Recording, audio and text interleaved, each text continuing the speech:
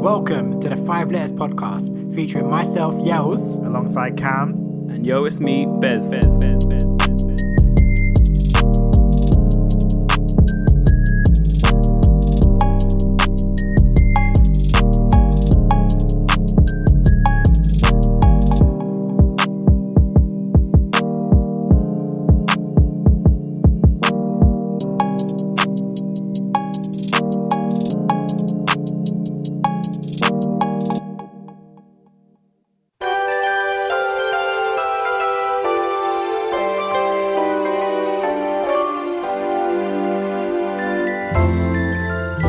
What a beautiful time of year. At Christmas, we open up presents.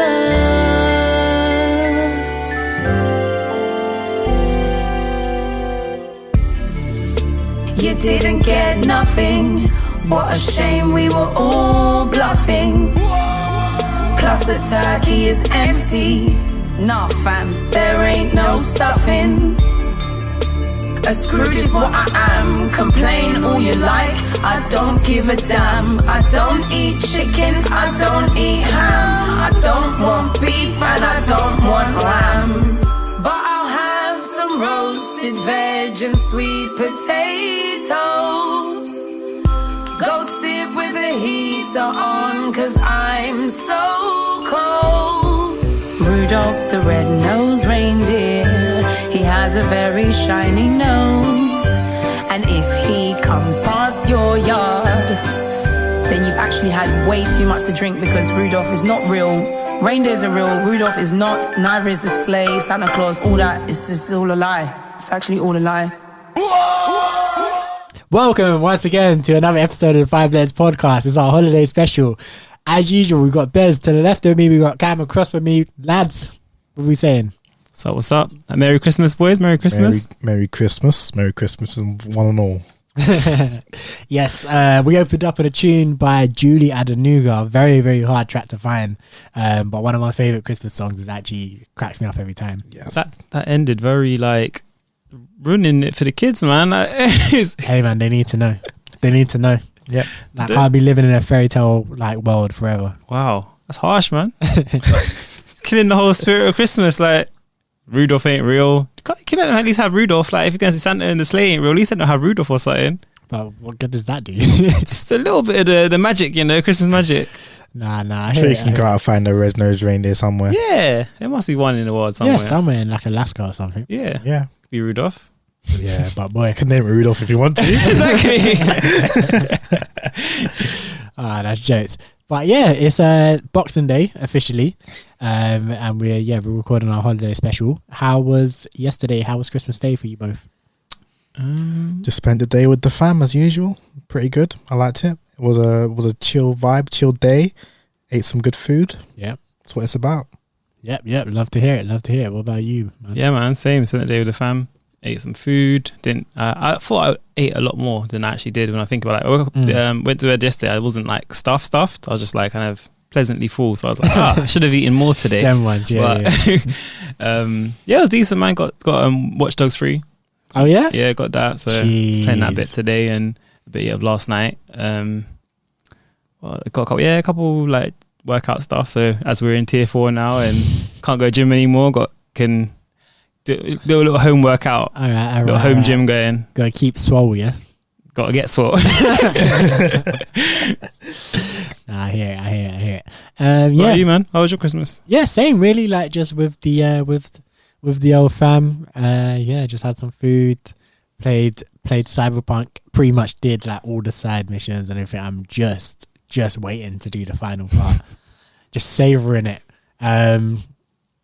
But yeah, it was good vibes, you know, had some laughs, had some food, had some drinks, and had a really, really good time. But yeah, so Merry Christmas to all the listeners as well, obviously. I think what we more or less decided that we're going to do is that we're going to come in here and we're going to recap a bit of our 2020, things that have happened to us personally, things that have happened throughout the world. We can kind of talk about it. So how have you both kind of found 2020? Obviously 2020, most people are saying it's been a rough one. Been a hell of a year. It's been a hell of a year. But how have you both found it personally? Personally, like it's not it like if it's just I don't want to say it's not been bad because I asked you personally. yeah, I'm just for saying, me like, personally, it's not been bad because like I've been working from home the whole time. I haven't had to get trains, and I've been missing going out and stuff, obviously, but I just get to stay at home more time, and that's I don't mind that. Like I'm happy to there's just worse things happen. yeah, exactly. Like just home. stay at home and sit in my own space for a couple of days. Like it's not that deep. Like, I can cope with that. So yeah. Personally, it's not been horrendous for me. Like obviously, on a grander scale of things, I'm okay. That's when it's like personally, it's like this is still a terrible year. We'll get into all of that, but for you, for me personally, feel like I feel like I've been alright with it. I'm not too stressing too much this year. It's been actually a decent year for me, and I was actually thinking the other day because obviously not going out and stuff and working from home, I'm like, I don't really spend money anymore. Like it's been a decent year. I was savings, yeah. No, just don't get money. You realize how little you get when you're not spending it. And you still haven't got much.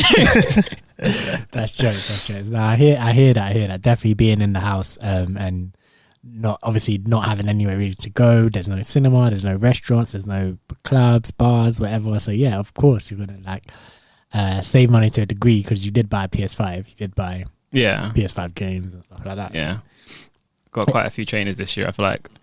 Don't wear them out. Well, I don't want to wear them out. These are old ones, actually. I don't wear them out because I don't want to wear them out. No, I don't want to wear them out. I don't want to wear them out. Man came with the JME. That's jokes. But yeah, Cam, what about you? How's 2020 been? I feel like we've spoken about this on the podcast, how much you're loving it, but tell us once again. I mean, it's been a good time for me still. As same as Bez, I've just been at home, just been working from home, being able to maximize my screen time, no more traveling to and from work means I get to just be in my space doing what I want to do for as long as I possibly can, Jeez. Just have to cook food for myself, order food for myself, whatever I'm doing, and then just play my games, watch my shows, make my music, do whatever, Yeah. It's a good time. It's been a fairly good year. There's been some points where it's been a bit techie, yeah. But other than that, it's been an alright year. Boy, I mean, can't complain too much. I can't complain too much because I definitely know people who've had worse years than me. I would say on average this was a semi-bad year. And the reason why I say that is obviously because unlike you two, I've obviously had to go to work. So I can't even like for bits and pieces of the year I've had to go into work. Like when there was full lockdown March to like August, I was obviously at home. Then from like August to November, I was in the office. And then from November to December, I was at home. And then from December till second week of December. Till the second week of December, I was in the office. So I've kind of had like a mixed bag in terms of working from home, going to work, working from home, going to work. Which has been fine, but I can't really say being home was a positive because I wasn't home all the time, if you get what I'm saying. Yeah. But then on top of that, I've had to deal with obviously the whole what the outside world kind of looks like right now, which is not necessarily great. Like in the house, you can kind of just not think about things. When you're out and you have to remember that you're forgetting your mask and you have to remember to kind of stay away from people and all of this stuff. And you're in the office and everyone has to like stand so far away from each other and all of that. It kind of feels a lot more real, like what's going on in the world. Them Tesco's lines. Oh, they're back now. They're back now. In the Tesco I went to the other day, they got this green red light system now, so you have to like still queue up. Like I went there during my lunch break last week, and I was like, got there, saw a big queue. I'm like, ooh, I've only got an hour. I'm like, ooh, this is techie.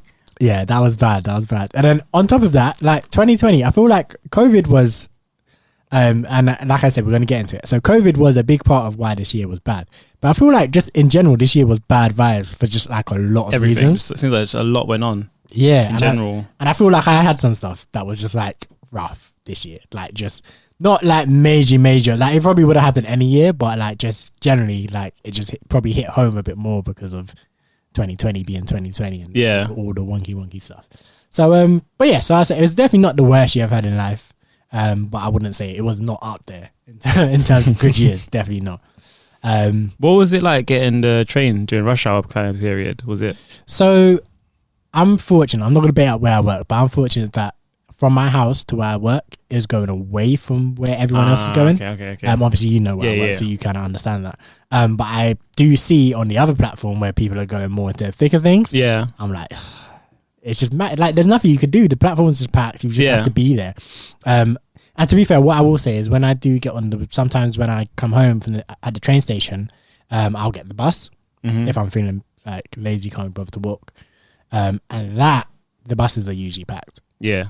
But what started to happen is bus drivers are like, no, I'm sorry, I can only let certain amount of people on. So then, like, it feels like school days. You know when the bus used to drive past you school days? Oh, yeah. And you'd be like, you're bloody empty. Because, I mean, like, during the thick of lockdown, they had a number sign to say how many the maximum number of people they could have on the bus. Yeah. But I never felt like that was being enforced. I felt like there was just not many people on the road in general. Yeah. I never saw a bus get to the point where they were like, nah, we're too full. Nah, I've had that many times at this point. Wow. And it goes up and down. So like when things are looking good, and like for example when the vaccine was announced and all these things, and things are looking good, bus drivers a little bit more whatever. Then when we went into tier 4 the other day, and people were like, oh my god, like things are dire. Bus drivers again were like, nope, I'm only taking this amount of people, and once I hit this amount, like counting as people, they keep the front doors closed and they open the back doors so they can count who gets off. And then once they open the front doors, they count how many people they get in, and then they're like, nope, stop there. I'm so sorry. Gotta wait for the next mad. one. It's serious. So yeah, they're serious out here. So yeah, it's been a year. 2020 has been. It has. But yeah, like let us know as well if you're listening. Hit us up. Let us know what you think about how the year's been for you. And yeah, we'll get into some topics. So first of all, what I say is the big one, COVID. Yeah, 2020. Like that's like the highlight of that is all of that. Yeah, that's the majority portion of 2020, isn't it? Yep, that's like March till now. March ongoing. Till now. So let's talk about how were you feeling in March or February when we first started hearing about this virus? How were you lot feeling? Initially, I was like, because everyone was like taking it so lightly, like just across the internet, like it was just jokes. Really, everyone's talking about China's in lockdown, whatever. But the rest of the world, we were like, okay, we're cool still. And then when March hit and it started to get like people started to fear it in England, I was like, okay, cool. I'm just waiting for my workplace to close so that I can work from home. That's pretty much my whole thought process. I was like, yeah, I don't see it affecting me. I don't see myself getting it. So I'm just going to wait for the situation to kind of benefit me in that I don't have to travel to work anymore. Yeah. But I saw fear in like people who I worked with. They were like, I don't like being near people anymore. Like just being like during lunch breaks and stuff. Like this was before people started wearing masks like widely. Yeah. So they would see someone who has a mask on and think that they just have COVID because they have a mask on already. Yeah. And be like, why are you on road? Like go home. Yeah. You have this virus. Just stay in your house. Like kind of thing. But then obviously people started wearing just masks just in general. And it kind of calmed down somewhat. But yeah, I was actually, on the day when I found out that we were working from home, I was so happy. I was like, yes. And like people, honestly, like certain people just got to go home because like on their lunch break, they just went home. Because they were nearby. Yeah. But obviously, I only work half day, so I had to just stay until the end of my shift and then I went home. Yeah. And then the next day I was working from home. I was like, yeah, this is cool. I don't mind this. Yeah, like for me, like when I first started hearing about it, because obviously like we've lived through bird flu, we lived through swine flu, we lived through foot and mouth, like we've lived through all these things, like these diseases and viruses and stuff that you hear. And then obviously we have like Ebola and stuff like that. So we've lived through like Ebola, we've like that doesn't really can't get to Britain. Like we always hear about it. Was like it was like 2-3 years ago when it was quite a big. It was a big topic, but that never really hit the British shores. Like I think like we had 2 cases or something stupid like that. Like so you hear about that and you're like, okay, cool, that's obviously a big deal. It's like people are dying from it internationally, but for me, I'm like that doesn't really affect me. Life is still normal. And then obviously like with the bird flu, the swine flu, like these kind of things that we live through, like I think these were like high school days probably. I think foot and mouth was before high school even. Foot and mouth was old school. Yeah, it's kind of old school. But yeah, these things again, like nothing really. Life went on. Like it was, you would just hear it in the news, and people would be like, "Catch it, bin it, kill it," like whatever, like those kind of campaigns and stuff. But like, it was nothing really happened. Like, life just. It was just like a moment where people were talking about it, and then the disease went away, and then that was it. Yeah, continue. So I was literally just thinking, this COVID-19, whatever. Like, yeah, we've been here before. We saw what happened. Like, it's gonna be fine.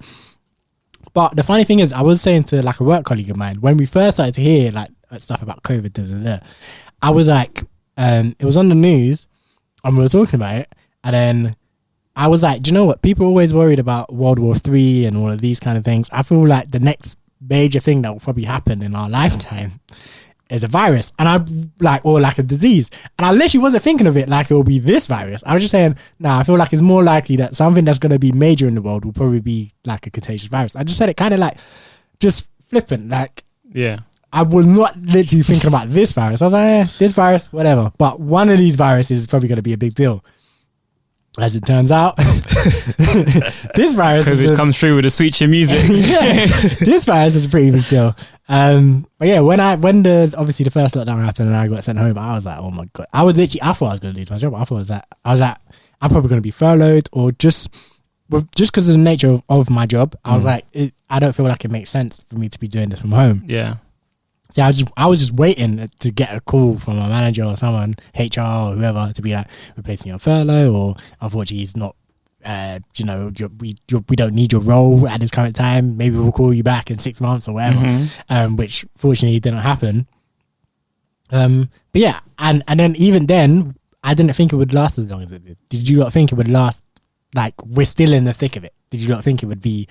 No, almost 2021 and we'll still be here. Everyone was saying 2021 will be the new start sort of thing, but it looks like it's just going to keep going downhill sort of thing. Like, I don't know, it's just Britain seems to just, we haven't dealt with it at all, when we're just in and out of, like, I saw like New Zealand, Australia and stuff are back at normal, like having concerts, and China are back to normal, and chilling, and then us is tier 4.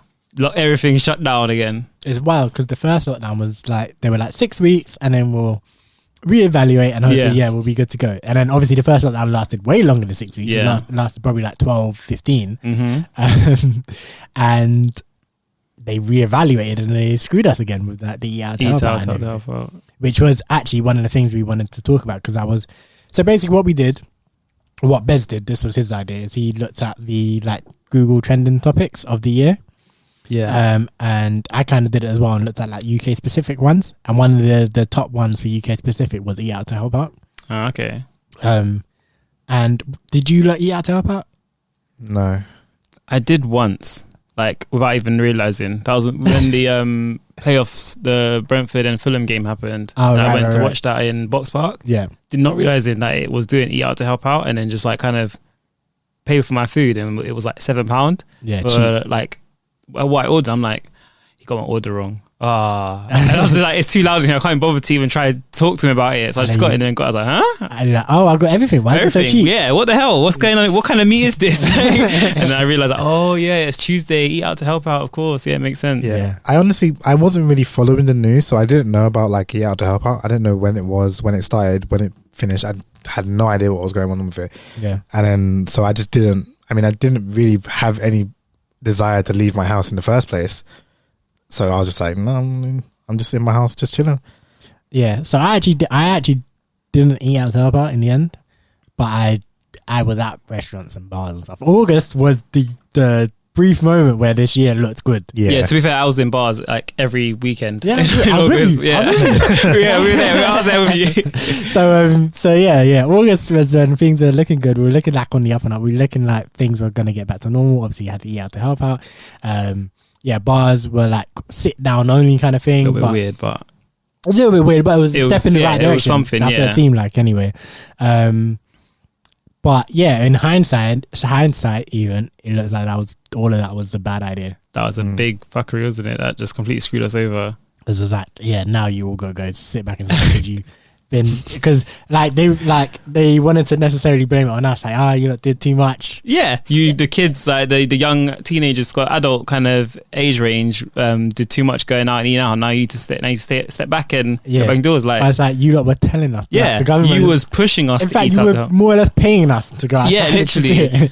And that's the thing. The thing I didn't get about it was, why didn't they do like a takeout to help out, something like that? So you're not, you're not in the restaurant spreading everything. You just kind of go get your half price food, and then go and eat at home or whatever. You're still spending the money there. That was a big criticism of the scheme at the time. People were saying like, why doesn't this apply to takeaway? Yeah, that was, I didn't get delivery, that at all. Or just like, because they were saying that the idea is to help hospitality, whatever. And people were like, okay, so if that's the case, then why can't, like, takeaways need love too. Exactly. But they were like, no, we want to make sure waiters and waitresses are still employed. And I guess they get tips and stuff as well, don't they? So they do. And I think it was a thing as well, is where they wanted to give people confidence that they could go out again. That's true. Yeah, the problem is dumb. You shouldn't give them confidence. Make them scared. And that's what I'm saying, because the problem is, after that, all credibility was gone. Like, the second time we went into lockdown or whatever was a totally different vibe. I don't know if you lot felt it, but for me, it was a totally different. Like a lockdown. Like, the first time, it felt like people were listening to the government, trying their best to follow the restrictions and everything, and we're taking it very, very seriously. But by the time the second lockdown comes around in November, after the whole eat out to help out and then the tears that came and everything like that, no one cared. Everyone was like, do you know what? Okay, like, restaurants and stuff are closed, so I can't go to them. But if I want to pull up on my mate, I'm going to pull up on my mate and go chilling at his house. Like, which the first lockdown didn't happen. Like, the first lockdown, I didn't see Bez for ages. But now I see Bez all the time. Yeah. I'm pretty sure that the only way that any country has properly dealt with this is just by locking down the instance that it's been thing. Like, just full lockdown. Everyone just stay with your people, and then we flush it out, and then we can open back up again and be normal from there. And like, countries that have done that are good now, pretty much. Yeah. But England, US can't do it. Nah. But US didn't even have a lockdown, did they? I think they had lockdowns. They had localized lockdown. So New York had a lockdown, and I think Atlanta had a lockdown, but they locked down and then they came out of it. And then they were meant to go back, but everyone was like, no. Like, I vividly remember like seeing it was like a tweet, and it had a video of their mayor. I want to say mayor, but I feel like it might not be. I don't know what exactly her title was. Yeah. But she was basically saying, it's bad news. I'm sorry, but I'm gonna have to say that we, as a city of Atlanta, go back into lockdown. And I just remember seeing bare tweets from just people in Atlanta being like, funny, I'm gonna be at a strip club though. Like, I hear you, but I'm gonna go to the strip club. Yeah, cool. Yeah. Like, and I was seeing like artists performing over there, doing shows and all sorts. Like Shensia flew over from Jamaica to Atlanta to do a show there, and I was like, oh my days, you lot are not taking this thing seriously at all. But yeah, so like America was a weird one, but like you say, Cam, New Zealand, Australia, obviously China, even Wuhan, where the virus apparently originates from, they did just boom. Proper, like, streets were empty. Streets are empty. Stay in your house. Do not leave your house. Like, boom. I don't know if you saw like the videos in India where people were getting beaten if they were out. The police were just coming whipping people if they were out, like, driving on a motorbike. Bam, bam, like beating people and locking up in cars and beating them and stuff like that. It was mad. Mad. Like, yeah, obviously the UK's not going to do that. Nah. But imagine Boris had a... The thing is that the reason why I feel like people would just be like, all right, come on, let's have it. You want to go? All right, so let's go. Come on. It would just be, it'll be bad. It would be a fight back. But obviously the UK is not doing that. But I feel like if Boris had said from March, and obviously this can't happen now because no one's going to agree now. No, it's too late now. But if he had said in March, when everyone was still confused and a bit unsure, well, people are still confused, but when everyone was still like, okay, this virus is very, very serious, let's take this seriously. If he had said, everyone just stay inside, nurses, you lot are right, everyone else, stay inside, supermarket workers, we'll keep the supermarkets open. Yeah. But absolutely, that's it. I'm going to stay inside. I'm going to stay until like it's gone. Yeah. We would have been blessed. But we kind of, because it was our lockdown wasn't even that strict, really, was it? The No, it was initial like, one, obviously, go it was out, like, exercise, yeah, enjoy life. don't sit in a park. But if you're walking through the park, it's fine. And then don't go meet up with your friends. But you have one other friend. But literally, like, you can go meet your friend, but as long as you keep social distance. Yeah. And, like, it was like so kind of like laid back and it relaxed. just had like no. just trying to make people happy when they should be fearful of getting this virus and spreading this virus and keeping this virus around. Yeah, and then now, they've lost all credibility, and it's just like you don't know what to listen to, especially after when Boris did the speeches, when it was like, don't go to work, don't go to work, stay at home, don't stay at home. And it's like, what are you even talking about? It's very important. It's very, very important that you go to work and you don't go to work. Yeah, them ones. I love it. Go to work unless you absolutely can't go to work, then you stay at home. But if you can go to work, then you should go to work. It's like, what? Yeah. That was a whole mess. And obviously now as well, now that they cancelled Christmas in London, we're talking from obviously the London perspective, after saying, oh, it'll be inhumane to cancel Christmas, it will be all this, and they're not gonna do it, and they were like shouting at Keir Starmer and everything. You know, I don't like Keir Starmer, but they were shouting at Keir Starmer like he wants to be the Grinch, he wants to be and then what do they do? Like 3 days before, whatever, Tier 4 out of nowhere, Christmas is cancelled. I'm sorry. They told man to unpack. The disrespect. Man literally said, if you packed, unpack. I was like, yo. Rude boy, calm down. Like, nah. When did Tier 4 even become a thing? it just when they announced it. Yeah, It was like last Wednesday. Yeah, I mean, like, as in the concept of Tier 4, because obviously there was only 3 tiers initially. When did Tier 4 become a thing? First we heard about Tier 4 was when... the first I heard about Tier 4 was a tweet from ITV News or something, and it was like Boris Johnson to have press conference in an hour to announce Tier 4. Yeah. And then he had the press conference and he announced Tier 4. And then we were in Tier 4, and that was it. Because then we got put into Tier 3 like a couple of days before as well, didn't we? Yeah. And then like 2 days later, Tier 4. Tier 3? So we went for literally like a day. It was literally like Monday. Tier 2 lockdown, Tier 3. So at the end of the lockdown, we came out into Tier 2, and then it was like 2 weeks. 2 weeks. And then the Monday, we were going into Tier 3, and then the Wednesday, Tier 4, and then Christmas was what, Saturday? Wait, today's Saturday, right? Yesterday. Saturday. Friday. So Friday. So Christmas was Friday, and that was that. Wow. And apparently, I don't know how true this is, but someone was saying that there's going to be a Tier 5 coming. So there's gonna be mad tiers. I don't know. There's going to be another lockdown. What's the point of tiers? Just lock down. The tiers clearly aren't working. Just lock down. Like, doesn't make sense to try and regulate like different things and like, here, have this, but we're taking this away. Just take everything away so we can properly, and like, what they're saying is they don't want to punish parts of the country that have lower cases. So they're like, all right, we'll restrict like these up. But then what you have is, did you not see like the video that was going around? People in a train station. Yeah, just trying to flee. They were like, all right, London's going into Tier 4. I am out. I'm going Liverpool. I'm going Liverpool. Like, and that's the problem with these things, is that like people will try to escape. Yeah. Like when you have it open, but then I do understand that obviously it is a bit unfair. Like if you're in like some small village somewhere and you have no cases. You and your village managed to be smart about the whole situation. Yeah. Or maybe they should keep it hush-hush then. I was saying the village probably aren't doing much anyway. Like no, but a village has got a restaurant. A village has got like the pub. Yeah, they can. I'm sure they can have it open. Like, because all the police officers probably known. Like, hey Dave, come on. Their community, they all know each other. It's all calm. So I'm sure they all know they don't have it, so they can just mingle. This is true. But obviously that there's like bigger parts like of the country that have relatively lower cases. But I feel like it should just be lockdown and not lockdown, really and truly. Like either, I don't think it should be tiers of Tier 1, Tier 2, Tier 33. I think it should be either lockdown or maybe Tier 3. Like those two being the options. I feel like I actually don't inherently have a problem with the tiers. I have a problem with how they've done the tiers. Like it feels like London, for example, we've got away with murder for a little while just because we're London and like we're so crucial. 100%. Just because we're so crucial to the economy and all these things. Well, that's why we got put into Tier 2 initially, I feel like, because the places like Manchester and stuff were Tier 3. Yeah. And I think we had worst case R rate cases than them. Yeah. And obviously because we're London, they put us in Tier 2 because they know people will go out to the pub and you'll spend some money. Yeah. So... Yeah. And I feel like, again, and then on the flip side of things, as you said, Manchester, I feel like they've got like the real side of the stick. Like, it was just like, and I feel like, in some cases, there's been a lot of like kind of political decisions. Like, what's happening, what tier you're in has been based on some political decisions and stuff like that. Mm-hmm. Which, again, it's not fair. I don't think that's fair and I don't think that's right.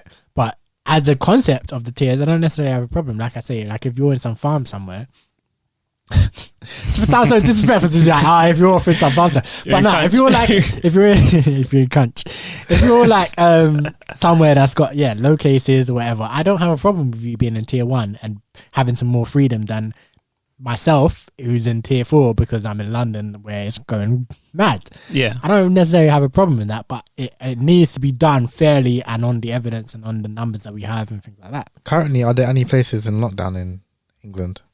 That's what tier 4. No, that's what tier 4 is essentially lockdown. Okay. Because they did. I haven't seen the actual rules of tier 4, but when Boris announced it, he did say their rules will essentially be the same as the November lockdown. Yeah, I see. Okay, yeah, because as I said, I'm not really following what's going on. I'm just hearing like bits and pieces. So I heard the term tier 4. I just assumed it wasn't a full on like the same as lockdown because obviously the tier system has been a thing. Yeah, tier 4 is localized lockdown, so it's pretty much the same as November, just in local areas. So London's in tier 4, Hertfordshire, Oxfordshire, didn't like a whole load of places come into tier 4 today. Yeah, so Oxfordshire was one of them, Cambridgeshire as well. Like, okay, yeah. So like it's kind of just spreading out. So because London, Hertfordshire, like Essex, like London and surrounding went into tier 4 instantly, and like a lot of the southeast, and then it's just spreading out further. So like Oxfordshire, Cambridgeshire, like all of that. And somehow Liverpool's still in tier 2. Like I don't. Yeah. So it's all. I mean, I feel like, I don't know why, but I feel like I'm burnt out on talking about COVID and everything like that.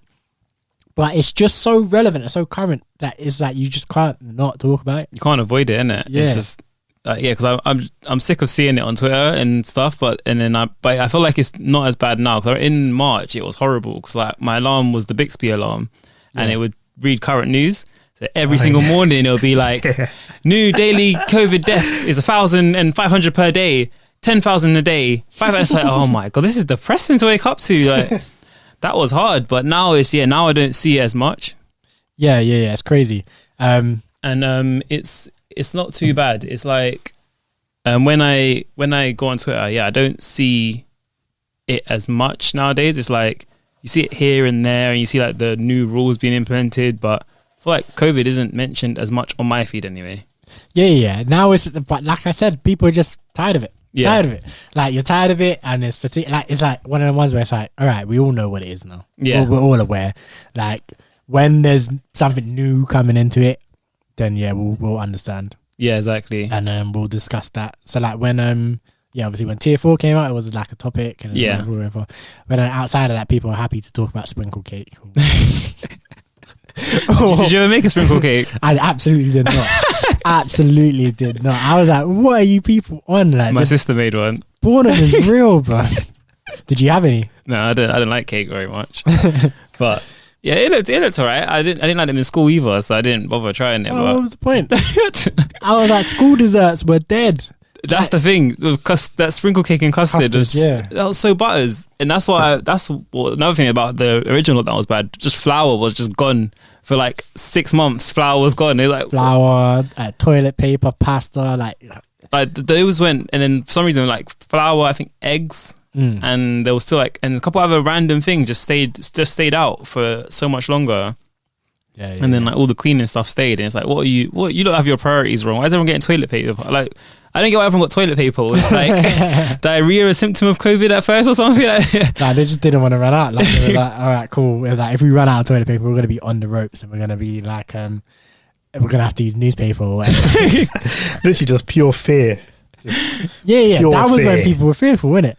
But did you see that Sainsbury's said that with the Brexit and everything, which is so funny. Brexit has barely been mentioned. Brexit's next week, isn't it? And it's literally next week. Yeah. Like, we're done. But Sainsbury's basically mentioned that with like the current Brexit situation, whatever, we're going to have some shortages with food. Like lettuce and people went out and bought lettuce, and everyone, and I'm just like, did they? Yes. Oh my God. I've seen pictures of people like taking pictures of like the fruits and veg kind of aisle and like empty lettuce. And I'm like, people have issues. I'm like, man. are you stupid? Lettuce lasts like It's 2 fresh days. fruit, fresh It lasts veg. like 2 days. Like, what are you gonna do with 10? Like, You can't even freeze a lettuce, can you? I don't Like, think so. Like, all you're gonna. So what you're telling me is you want to binge lettuce for the next 2-3 days, and because you're like, oh darn it, I'm not gonna be able to get any lettuce. Let me just eat nothing but lettuce for the next 3 days. oh my I god. can't believe it. Absolute That's crazy. nonsense. Absolute nonsense. But yeah, man, people. It's just how people are. People just get scared. It's true. They just, you see something's potentially not going to be there, so everyone just panic buys and gets it. It's like, yeah, I haven't had lettuce in a couple of years now, but it's not going to have an option now, so I'm just going to go and grab as many as I can. And the worst, people will fight for it as well. That's the worst part, that you see, like, I can imagine there was like, when toilet paper was a thing, and then you see the shops like busting, like zombies trying to get in, and there was Let me in. Yeah. Nah, it is absolutely mad. Like, I'm like, you people are bugging. Like, the toilet paper and the pasta and like the dry goods. that stuff, like, it's understandable. It's still excessive, but I can understand because at least that will last. Yeah, like you can have pasta now from March and it'll still be edible. And it'll be good. It'll just be fine. It'll be Yeah. normal. Like lettuce, you get that more than a week, it's gone manky. It's going to be a ball of brown. That's it. No, it's not green. Yeah, ball of like, brown mush. Absolutely. So I don't know what people are doing, but boy, COVID's affected our lives. I don't think we'll ever forget. Even now, I'm looking at this sign on the door in the studio just saying "Help Stop COVID-19," and it's got all the information. And obviously, we've got like sanitizer up in here. We've got a spray, like just all of these things. Like if you walk into a room and it's not got hand sanitizer, you're a bit like, "Whoa, what's going on here what's then?" going on here then? That's a lot of people were trying to say that, oh, you know how we've got the new strain in London, that they were saying that's going to be like COVID-20 sort of thing. So people remix it. They're doing the remix for 20. Yeah, COVID-20. So 2021, we're going to be like sugar COVID-20. One thing that actually COVID has affected me madly in this year, like if I'd done it last year, it would have been fine, was my driving lessons. So I started driving lessons at the beginning of the year, and obviously COVID hit, so we had to stop. And then we stopped. We came back in like the end of July, beginning of August times. And then we went again till lockdown. Then obviously lockdown, had to stop again. Lockdown in November. And I'm like this close to being ready for my actual exam, like the practical. And now again, we've stopped because it's tier 4. And we had to stop before, like after the November lockdown finished. We had to stop again because one of his students had COVID and he had to isolate. And I'm like, I just want to get this done, man. It's been a whole year, but I'm like, this is like maybe a 3-month thing. I'm like, it shouldn't take a whole year. It definitely shouldn't take a whole year to get to get. Some people it does. No COVID. it doesn't have to. It shouldn't. It shouldn't. But it doesn't have to be like this. Or segue, you could have your driving test over Zoom. Well, hey, new topic. Except you can't have a practical driving test over Zoom. You have a theory. I done my theory. Oh, you done that already? I passed that, yeah. I smashed it. I passed it. Okay. I scraped through on the actual multiple choice. I got 44. And so I just passed. Was it 43? 43, yeah, pass mark. Jeez. And then in the hazard perception, I got like 60 something. Oh, that's good. Out of 75. So okay. I was well clear for that one. You don't ruin my segue, by the way. Yeah, Zoom. I thought you had like a sponsor or something. I was like, segue Zoom. No, I'm trying to segue I'm trying to segue onto another of the trending topics that we're looking at, which was Zoom, obviously. How has your experience been? I don't know if you lot have had too many meetings over Zoom and things like that. Only personal stuff. I've not had any work Zoom calls or anything like that. We just used what's it called? Microsoft Teams, yeah. I mean, it's the same kind of thing. Concept, yeah. Zoom, Microsoft Teams, Google Chat. We've been using. Any of those kind of things. How have your experience been with either professional or personal? Because for me, I guess I was not in this one. For me, I just remember the beginning. Absolutely, my life just got transferred to Zoom. Like I was talking to House Party because House Party was the thing. I know we've spoken about that on this app before, but yeah, like literally just like all my friends and everything. Like whenever we wanted to see each other, whatever. Like, oh, let's just set up a Zoom call and let's go on House Party or whatever. And then obviously with work, absolutely everything was Zoom. Like, hey, like I just wanted to quickly talk about XYZ. Like, can I set up a Zoom like meeting? Right, cool. And then the Zoom meeting would be just the most awkward thing because I'd be sitting there looking at you, you'd be sitting there looking at me, and we'll both be like probably looking at each other's backgrounds. I'm like, why's your kitchen so messy? Why are you sitting in the kitchen to begin with? and it was just mad. Zoom was like it was a whole new experience, I think, for most people. I've outside of personal stuff, I've not used Zoom, or anything with my actual camera on. Like I actually have on my work laptop, I have a piece of what's it called? What's like the things you write notes on? Post-it note. Post-it note, yeah. I have a piece of post-it note over the camera, so I don't even turn it on anyways. But if I did, you wouldn't be able to see anything. Yeah. So like because I never really have like one-on-one meetings with anyone. So in big meetings, I'm there in the call, but I'll just step away, do other things. Do what you want. Because it doesn't matter. Like in the meetings, it doesn't really matter if I'm there listening or not. Yeah. Like it doesn't change anything. I don't have anything to say. So I'm just like, yeah, I'll tune in. I'll log into the call. But other than that, I'm not present. All right. So talk to me about what you've done personally then. And I feel like, and also, because I know what you're going to say, but also your experience with helping other people with Zoom, i.e. maybe your parents.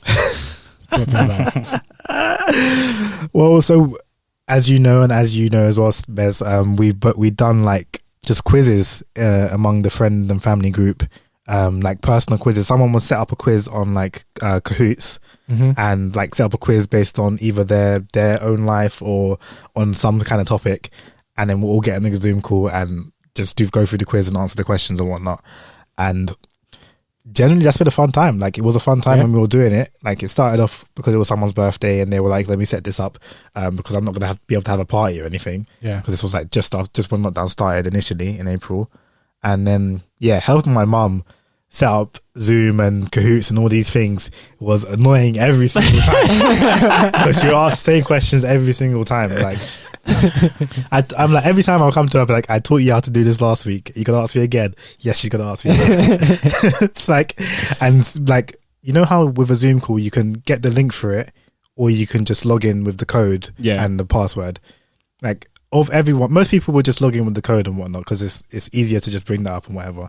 But she would always specifically ask for the actual link for it, and she's like, send it to my email, and like not even send it to my WhatsApp or whatever. She'll send it to my email, and it's like interesting, you know. Yeah, because it's one of the ones that she doesn't understand how to get like the phone information onto the computer. So she's like, if you send me the link on my email, I'll click on it and it'll open on the computer. And like as well, like she'd want the Zoom call to be on half the page, half the screen, and the Kahoots on the other half of the screen. And every week I'd have to drag and drop it for her. Like I'll tell her, just click on the top bar and just drag it to the left, and then drag the other one to the right, and it'll be perfect. But every time I have to redo it for her. But I mean, little shortcut, Windows key, left, right. Yeah, you can do that also, but that might be either easy or not. But that was fun. And definitely, obviously I did for my birthday, one of the things that I did was one of these quizzes that Cam's talking about.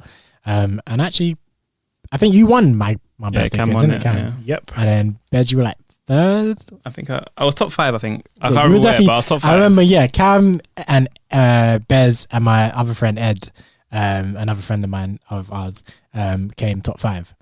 And then with I don't know. Actually, I feel like I feel like someone in my top 5 was surprising. I feel like it was Chantel. Like something honestly may have been. It may have been. Yeah. So this girl Chantel is not really a friend of mine. She's a friend of a friend kind of thing. And but somehow she managed to guess her way through my quiz and come top 5. but that was a good time. I really enjoyed that, putting together, like literally setting up the Zoom call, putting together the Kahoot quiz, coming up with questions, because this was a question for a quiz for my birthday. So I came up with questions on my life and things like that, and like thinking about my life and coming up with questions that would be like challenging and some that would be kind of easy, and like these kind of things was actually a lot of fun. And that was kind of like, for me, that was one of the highlights of the year, I would say. It feels like ages ago, though. It feels like years and years ago. Like, it doesn't feel like it was this year. Yeah, only crazy. Only about 6 months ago. Yeah, it feels like time ago. Oh, and another thing that I was doing, I guess, just in the kind of same kind of vein as like Zoom and all of these things. I was doing like IG live streams. Oh yeah. Oh yeah, they were hype. They were a good time, man. Like peak lockdown when everyone had nothing to do. I was doing like IG live DJ streams, and yeah, like they were definitely buzzing. Like April, I would say like the good times was April, May, June. July was when it started to fall off, and then Eat Out to Help Out came in and whatever. So people just started like being busy. So like numbers wise, my numbers when everyone was inside doing nothing, my numbers were decent. But then yeah, July, August was when numbers started to drop off, and obviously I was starting to get busy as well myself personally. So that's when it became a bit more sporadic. But yeah, those first few months of lockdown, the IG live streams, obviously you both are aware of them. Popping off, those are a lot of fun. Obviously other people were doing like IG live streams and Twitch. Like obviously we had that Punk and his quarantine radio, and the other brother with his Swams. Yeah, I can't remember what it's called, but the other brother. I think it was quarantine radio as well or something like that. Nah, you couldn't have just ripped off my man. I feel like he did. I feel like he did something similar. No way. I think, I don't know, maybe I'm wrong, but I'm sure it was something very similar. If he did that, then he's shameless. You can't just rip my man. Like, yo. But yeah, you had the Punk doing his quarantine radio thing, which was like quite interesting for a time. I never got into one, but it did have some moments that I saw like saw the clips of them, and they looked a bit crazy, but I never got into one either. Yeah. And obviously Swams had a couple moments of his own as well, which is kind of live for the timeline as well. Tion Wayne, poor guy. poor guy. But yeah, like so IG was popping, and you had verses. I don't know if you ever looked at one of the verses.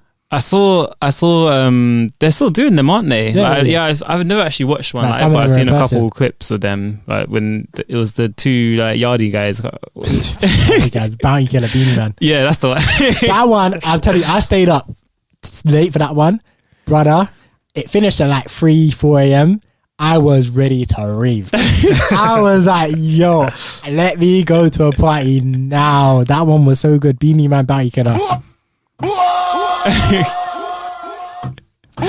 And again, that one was so sick. Like, Cam, you would actually like it, you know. I don't know if you've seen any of it. No, I have. I mean, actually, I saw a bit. Yeah, I saw a few pieces of it. Right. So, just really quickly. So they started off right, and I was mad because they were doing, because obviously it's an American platform. It's run by Swizz Beatz and Timbaland.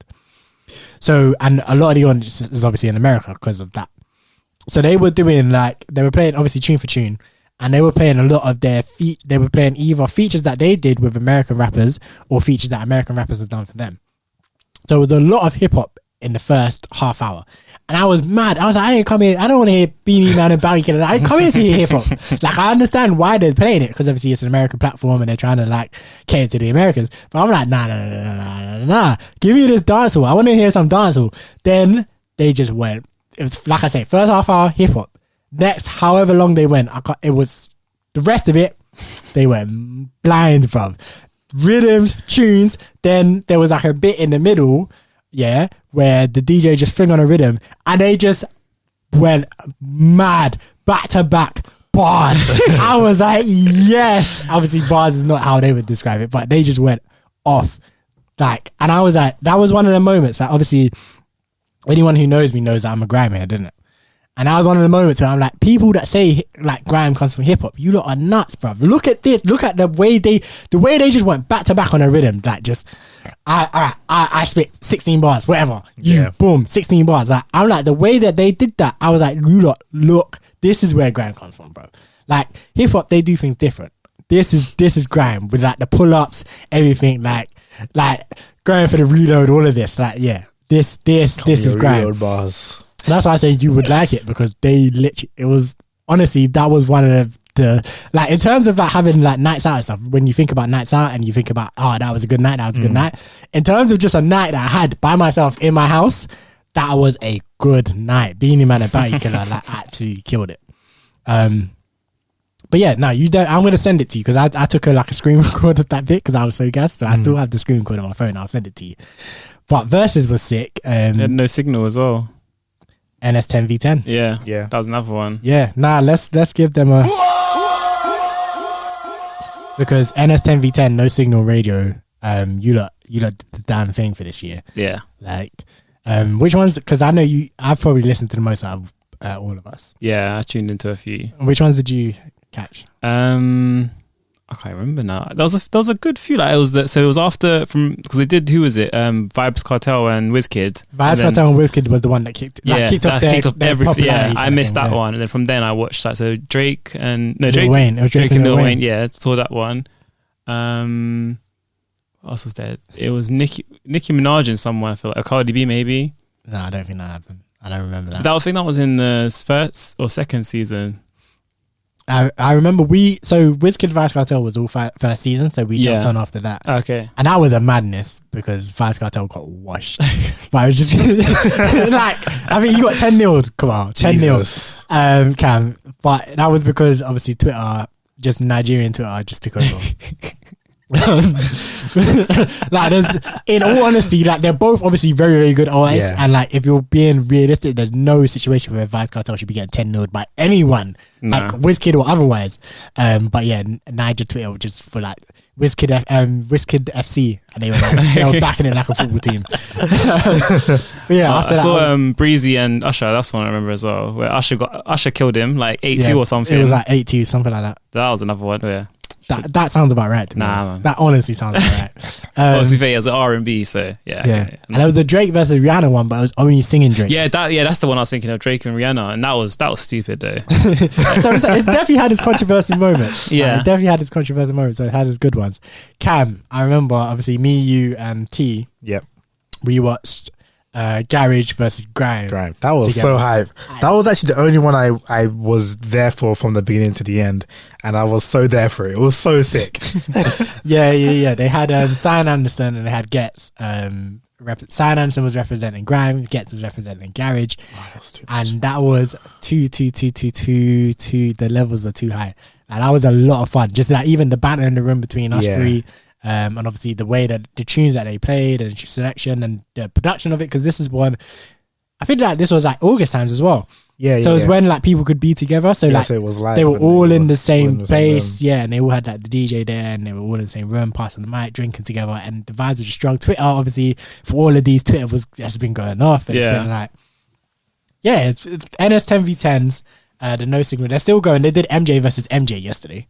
Oh really? Yeah, Michael Jackson versus Michael Jackson. Well, like Black Michael versus White Michael or something. I didn't look in, so I'm not sure whether it was that or whether it was just my personal favorite 10 MJ versus your personal favorite 10 MJ. Yeah, but because they got sponsored by Ray and Nephews and all sorts, didn't they? At one point? And did well.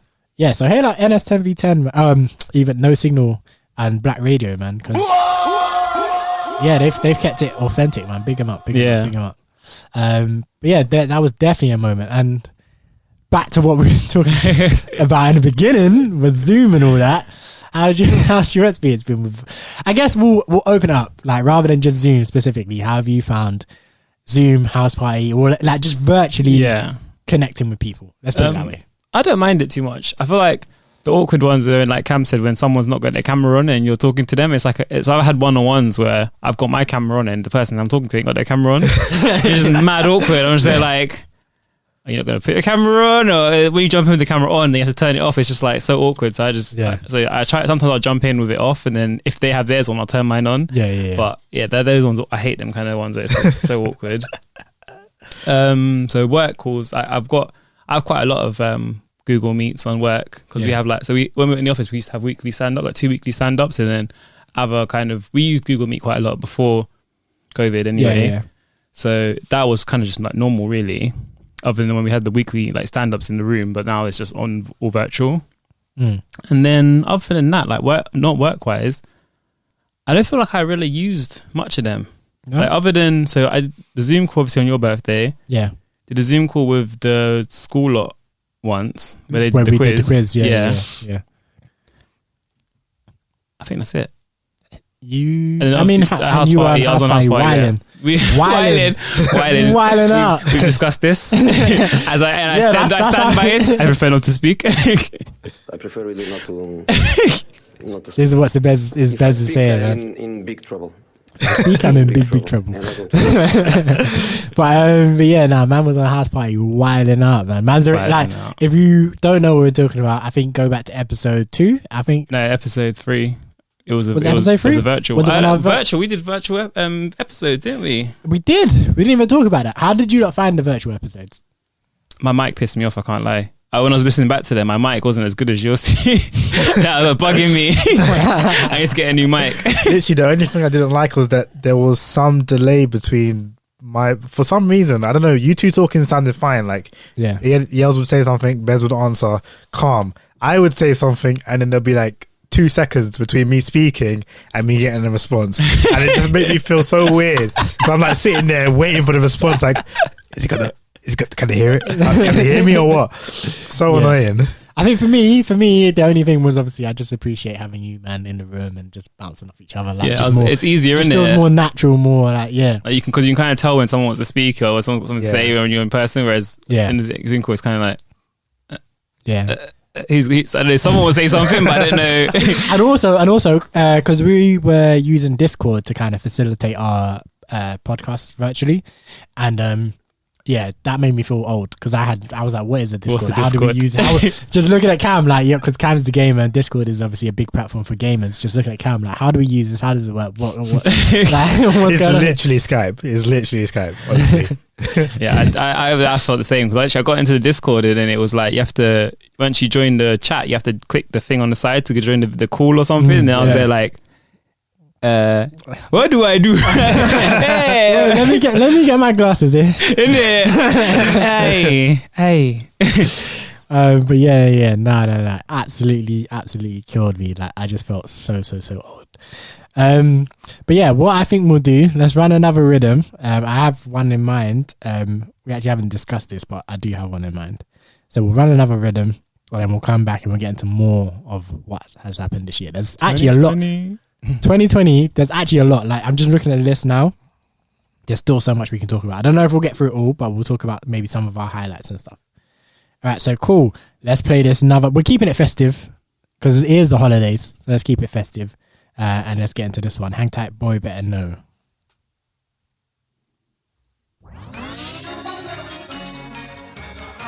Tell a man make way for the system killer. You got cuff cause you're too damn inner. I don't jingle bells, I ring the bells. I eat MCs like a Christmas dinner. On the first day of Christmas she said to me, you know what, forget it, I'm sure that you get it. Jamie made the beat, when I heard it I said that's me. It's all festive, banter. I like ice in my Fanta. Big time money banker, rapping on more MCs than Santa. And I just want you to remember this one for the 25th of December. We show love on my corner, but it's straight gunshot for an informer. Run in the yard and kick down the Christmas tree, kick down the Christmas turkey. I'm a big man but I'm not 30, and me and my G's them are 30. Boy better know, man I got the Christmas flows. Flows to my cold like Christmas, ho ho ho. Phone my line for the snow, see me in North London like show. Me and my niggas them are winning like DJ pull it back like man I got bars and flow. I don't wanna tell them, rap man that Santa, Gucci in Atlanta. Yeah, that's how I'm feeling. We are the kings. Don't eat turkey, but I sing hymns. Don't eat anything that's got limbs. Don't ask me if I want any trimmings. I go to the barbers if I want trim. Pigs in blankets straight in a bin. Dash them mince pies out of the tin. Santa Claus, I don't know him. I just robbed 6 keys for about 5 rings. Man better know their self. Can't take shorty for Christmas elf. Too much eggnog's bad for your health. I'll box them Christmas cards off the shelf. You must be bluffing if you think man eats Christmas stuffing. Now we'll start acting like JME. Elbow drop, blue dope, it's nothing. Man get shook when I jump down the chimney covered in soot. You can't walk one step in my shoes, you can't put your foot where my foot's put. Draw for the paintball gun and spray man with M&M's and minstrels. Round here the bells don't jingle, fly kick the man with a beard and wrinkles. Man them show me the signal, simple, man will get wrapped like tinsel. Whacked in the head with a Christmas chair fam, open their present, smash that Kindle. Dead pixels, man can never go pop, are you mad fam? Pop that's pistol, pop that's pimple, pop that's Pringle, pop that's Christmas #1 single. Man, I got me on a Christmas ting. When you done know already, I'm a Halloween man. Heard about the big fat guy with the white beard coming to the house, still haven't seen man. Light the fireplace, fuck that shit. How many years are we gonna wait for the prick?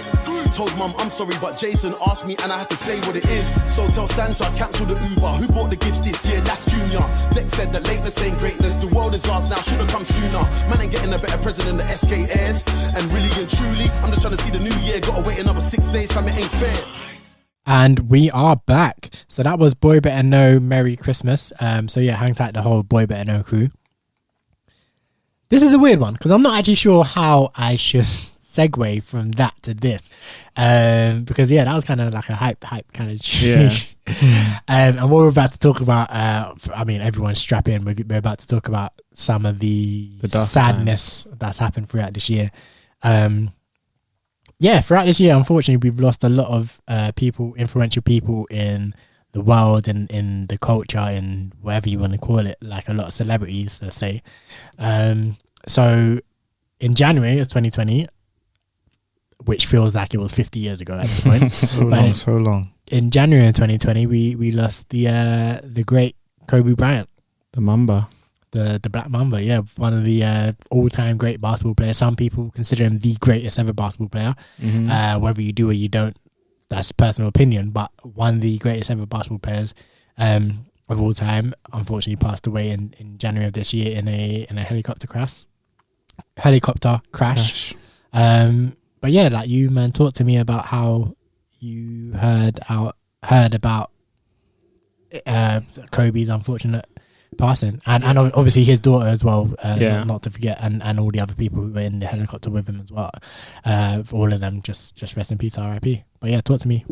So it was wild because, so as I've said before, I play League of Legends. I also watch the League of Legends pro scene live on Twitch. So I was watching a game, and the Twitch chat just started spamming R.I.P. Kobe. But the thing is, one of the casters, the commentators of the league in America, he goes by Kobe as well. So at first I was like, are they talking about him? Are they trolling? What's going on?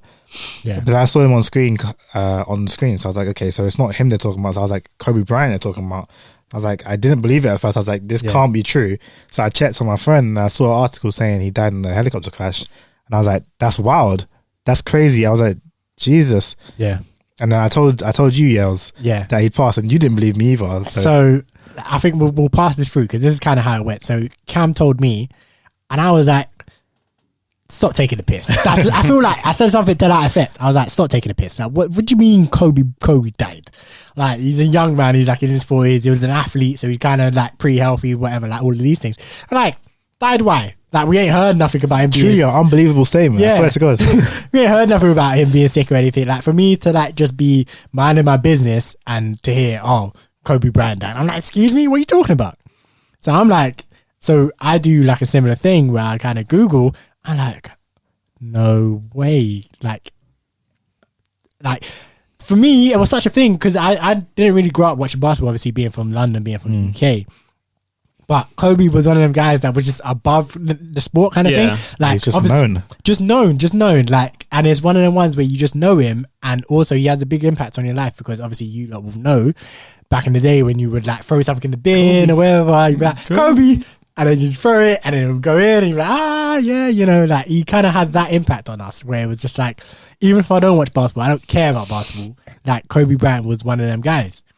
So then obviously I sent Bez a message. I'm like, bro, Kobe Bryant died. And I said, probably something to the effect like taking a piss. What are you talking about? And I was on the phone to my sister at the time, and I said, like, when he sent it to me, I was like, Kobe's died? She was like, what? I'm like, apparently Kobe's died. Nah, y'all must be gassing. And she was like, wait, let me check on Instagram. And then she went to Instagram, and I think one of the accounts had posted that, he died in a helicopter crash. And it's like, wow, that was actually like so surprising because even though you told me already, I was still like, no way, it can't be true. Like, we actually all had the same reaction. Like, we find out and then like, we're like, that doesn't sound right. That's something wrong about that. It's one of the ones that just doesn't make sense. Like, sometimes when you hear of a celebrity passing away, like if it's an older one, it kind of makes sense. Or if it's one that you know that kind of does drugs or unfortunately lives like a kind of on the edge kind of lifestyle, like that kind of computes quicker and easier. But like Kobe was one of the ones where it's like, you know him for sports, so you know he's kind of healthy, and you see him as well on.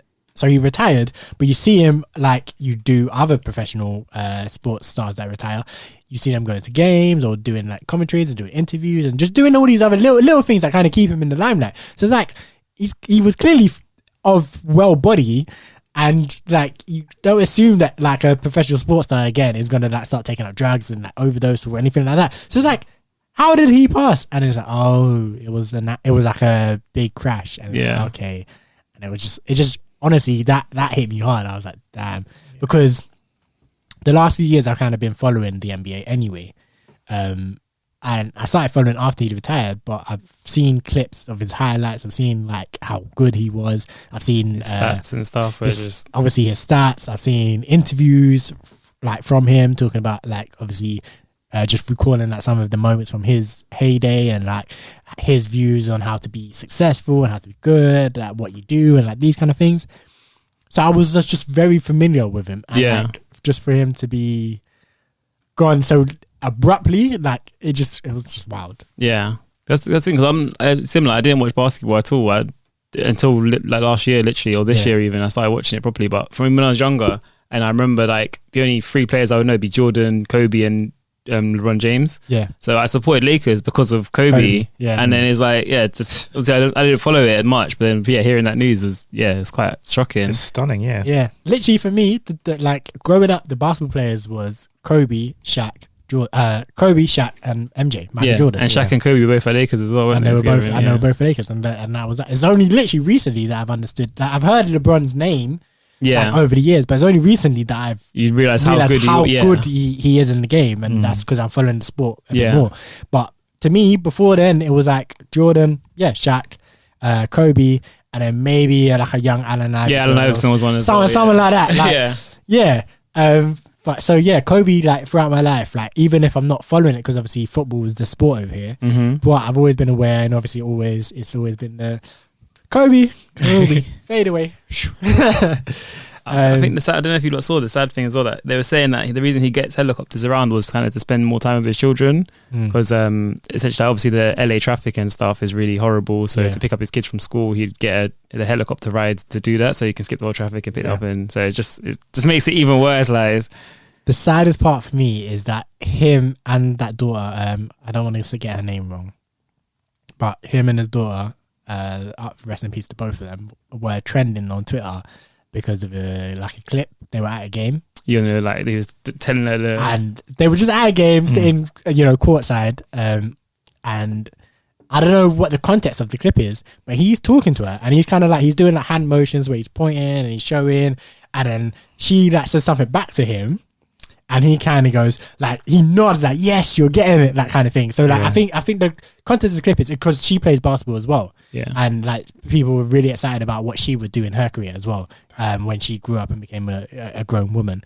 And I think most people, obviously, we don't know because it's just a camera clip. We don't know what was exactly being said. But most people have just assumed that he was breaking down, like, something that happened in the game, and he was just explaining it to her. And she responded to him, so like, he might have been like, all right, cool, like, so-and-so run the pick and roll and then like rotate and then like just talking like, I don't know, basketball terms. And then she kind of just explained it back to him like, okay, so for this reason, this is what this happens. And he's like, yes, that's it. And he nods and he like smiles, and you could just see proud father moment. Yeah, it's like a proud father moment. He's like, yes, my daughter's getting it, and she's happy that she's spending time with her dad, discussing something that clearly they're both passionate about and everything. And then both of them, unfortunately, they're gone from us. Yeah, damn, man. I don't know if you saw as well off the same topic. It's not to do with death, but the wife's mum, she's suing the wife for some peas. Yeah, like $5 billion for the wife's mum is suing her. So she's suing her daughter. Kobe's wife's mum is suing her daughter for like $5 million for child care. In what's the term, like when you pay someone back you repay them for what you've done before. So she's like based it at $96 an hour or something like that. And restitution. Yeah, that's that. Yeah. But for why? So they've had a falling out, obviously, and basically she's the wife's mum saying, all these times I was looking after your kids, I wasn't getting paid, like whatever, while you and Kobe were doing whatever. Kobe's being a LA Laker, being a superstar, you're doing whatever you're doing, I was taking care of your kids. And clearly they've had a falling out now, and she's like, yeah, well, I need you to take care of me. You've obviously inherited Kobe's estate. you can afford to do it. And then obviously it's Vanessa. Vanessa's the name of Kobe's the wife. So Vanessa's basically saying, well, excuse me. Well, first of all, she's saying no. Second of all, she's saying we have taken care of you. So why are you doing this? And like, yeah, it's a whole messy situation, which I don't really want to get in too much into. But yeah, I think, just honestly, just rest in peace to the Black Mamba, rest in peace to Kobe Bryant. He's definitely one that for me, I think gone but never forgotten, man. Yeah. Like, because even the clip I sent you, Bez, of Undertaker, the bloody Undertaker. Oh yeah, Kobe, the bloody Undertaker, like just behind the scenes, like, obviously out of character. He just threw something in the bin, and he was like, "Kobe," threw it in the bin. The Undertaker cam. Like, I know you're not like a big you were never a big wrestling guy, but like just imagine that visual of just, and he was in his wrestling gear. So he probably had just wrestled. He just got backstage. He's just chilling backstage after his match or whatever. He's in his whole gear, and he's just like scrunches sign up, and he's like, "Kobe," and throws it. Like, it's mad. It's absolutely mad the effect that this man had. But yeah, literally gone but never forgotten. One of the greatest basketball players of all time. Yeah, man. R.I.P. Kobe. R.I.P. man. All right, so on to someone who essentially had his career, had his glory days. Unfortunately, on to someone who I feel had his glory days in front of him. Pop Smoke. Talk to me about that for you two. When did you hear? How did you hear that he passed? I can't actually remember when I heard or how I heard. I'm pretty sure it was probably you that told me, Yels. I think that's likely, yeah. But like, I'd only recently heard about Pop Smoke just before he passed away. Mm-hmm. And I'm not really a drill head. I wasn't a drill head at the time. I back in the past, I would have been like, drill's dead. I'm not listening to that garbage kind of thing. But then I heard Pop Smoke on drill and I was like, this guy goes hard. Yeah. I want to hear more of his music. Yeah. And then he passed away, and I was like, nah, man, this is wrong. He had the potential to be the drill guy, like 100% the drill guy, and then he passed away. I was sad, man. I was like, legitimately sad. Honestly, he's gone, but he's still the drill guy. Like, even when you look at like drill videos, like even UK, US, like if you look at the comments on like it doesn't matter who it is, whether it's Heady One in the UK. Or one of the lower like drill guys in the UK, or even 5-Year Foreign in America, and like the drill guys over there. Like if you look in the comments, people are like, Pop would have killed this beat. Yeah. Pop would have like all of that. Like he had the vibe and the energy that just worked on the beats. It just worked. Matched it so on point. Mm-hmm. Yeah. So for me, obviously Pop, I started hearing about him. I was probably late to the wave as well. But I started hearing about him late 2019. Actually, maybe like mid 2019. I can't remember exactly when like Welcome to the Party like actually blew up, but that's the first I kind of heard of him. And then he obviously had Dior, and then he had Christopher Walken. Before that, he had the one with Travis Scott. I can't remember what it's called, but like those are the kind of tunes that it's called Gatti, I think.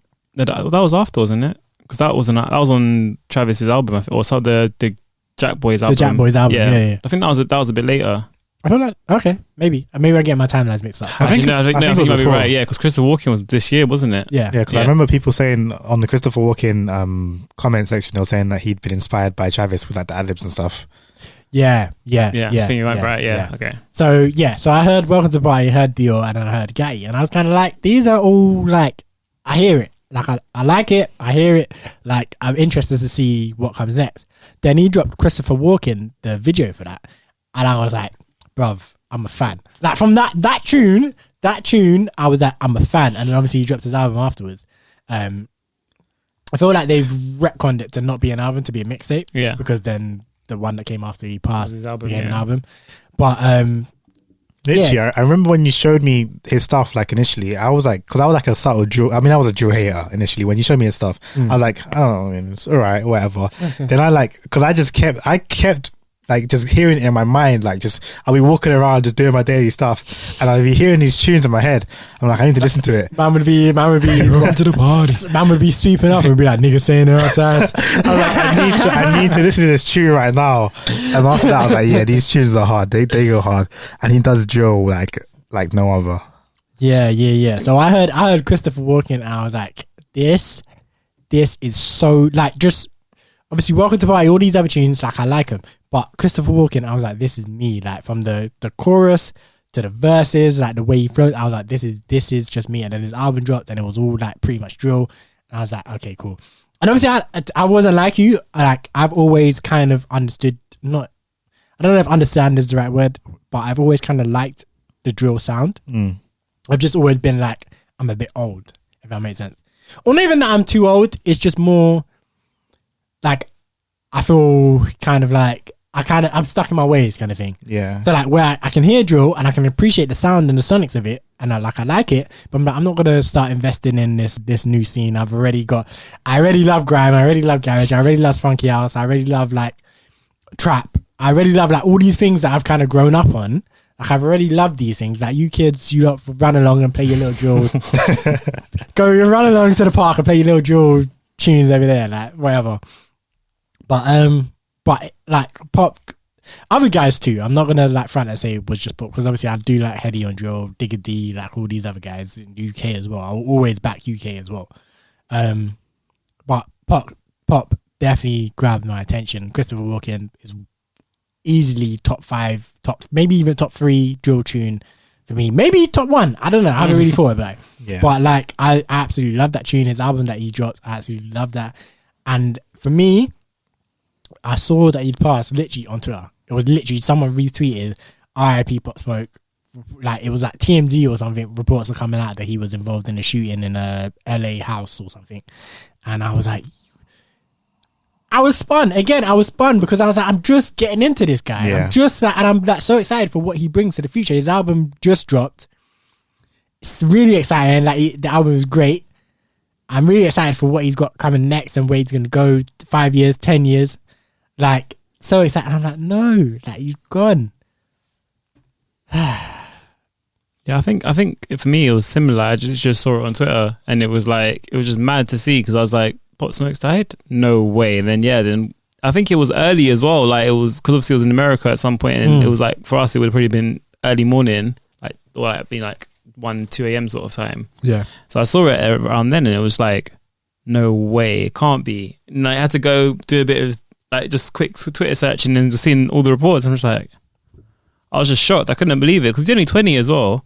Young. Which is mad. Young. He doesn't look it or sound it, but he was only 20, which is and this is why it's so sad. Like man, whole future ahead of him. Exactly. And I think he literally could have, he might still be the best drill guy there is right now, but he would have easily he was shooting up. He only had 3 songs out on his album, and it's crazy because I think I heard the Welcome to the Party one as well first, and that was when obviously when everyone heard him, but that's when you just hear that one, you're like, yeah, this guy's sick. And then you kind of hear the other stuff and you're like, yeah, okay, he's cold. Yeah. And then his album came, mixtape, whatever it was, came, and that was cold as well. And yeah, it's sad, man. He was literally on this trajectory to be the drill guy. So for example, like OG drill, the guy is Chief Keef. Yeah. So that original drill sound, the original like Chicago drill sound, Chief Keef, undeniably the king of that. And Pop Smoke was on the trajectory to be that. Obviously, Chief Keef got to a level where he had Kanye West remixing the songs. Like, I don't feel like you can't get any bigger than that. Yeah. With what was the tune called? That's the shit I don't like. Yeah, don't like. So he got to the point where he had Kanye, Big Sean, Pusha T, like like G's of the hip hop rap game. He had them man on his tune, blew it up. Pop Smoke, I feel like was getting like, he was definitely on that trajectory to where like, he was gonna be that guy. It's unfortunate because the sound is a UK sound and a guy from New York was on the path. But do you know what? I wouldn't even have been mad. I would have been like, do you know what? He definitely deserves it. Because he's the guy that he matches the sound just so well. Literally. And even the little dance he was doing when it was cold. Like, as much as, again, it pains me because I'm a UK till I die kind of. When it comes to music, and especially or even only, honestly, I'm a UK till I die when it comes to music. So like, as much as it pains me to say this, but yeah, like I still to this day I feel like Pop had the best sound on the UK drill kind of beats. So yeah, it's just sad that he's gone from us so soon. And and I just hope like this. Obviously, the scene's going to keep going and it's going to grow from strength to strength. But we've definitely lost a really talented artist and a guy with really bright future. Obviously, the album came out under 50 Cent's guidance, and it had way less drill on it. Yeah. And I'd like to think if Pop was still here, it probably would have had more drill. Yeah, you'd think so. But yeah. I'm glad we did get the album though, because it was still good. Yeah, I still enjoyed it. It was still a great listen. I did. There's some tunes on there that I added to my playlist as well. Yeah. I honestly think I'll probably play Christopher Walken for the rest of my life. Honestly, actually became the lockdown anthem. So yeah, like I said earlier, I did these Instagram IG streams, and on 99% of them streams, I played Christopher Walken. And the only reason I'm not saying 100% is because I can't be 100% sure. But I feel like at least 99% of them streams, I played Christopher Walken at some point. Yeah. Like, that was definitely a tune that I was battering. So yeah, man, R.I.P. to Pop Smoke. Pop Smoke, rest in can't peace. say Pop without the smoke. You literally can't say Pop and forget the smoke nowadays. That's so mad. He's such a big influence on the whole world. It's crazy. Even like the Australian drill guy, one something. I can't remember. 1-4. I know who. Yeah. He does like he's got a couple songs where he's remixed Pop Smoke into Pop Smoke stuff, and he's done his own thing on it. And it's like it's the other side of the world. And it's just kind of. Do you know remember the oh my god, the No Signal like early days as well. The other thing that kind of blew him up was they were playing that remix of Dior. From Christian Dior. Yeah, Christian Dior. Billy Jean. I literally don't know what he's saying. ID Pistol, whatever his name is. Yeah. I think he's from the Congo. Yeah. Actually, sorry, let me apologize because I have a friend from Congo and they said if you say the Congo, it's kind of got its like colonial roots and stuff like that. Right. So just to educate people, DR Congo or Congo Republic. Republic. You either say Congo or Democratic Republic Congo. It's not the Congo. Cool. So let me apologize for that if we have any Congolese listeners. But yeah, IDP Dizzle from Congo with the remix. Yeah. Christian Dior. Yeah. He was doing bits. But yeah, that just shows you that obviously like the spirit and the vibes live on, man. Yeah. Australia, Congo, like international. Yeah. International. I wonder if they had like Japanese drill and stuff like that as well. They must have, innit? There's some Pop Smoke Japanese drill. I would not be surprised. I absolutely would not be surprised. Not at all. Got Japanese guy. It might not hit our streets yet, but it's absolutely coming. Like I've seen all the Ghanaian drill coming out. It's not too bad. Yeah. I'm here for it. Obviously, again, another one that we unfortunately lost. We were talking about Undertaker and WWE. One half of Crime Time. Man, that Shad Gaspard.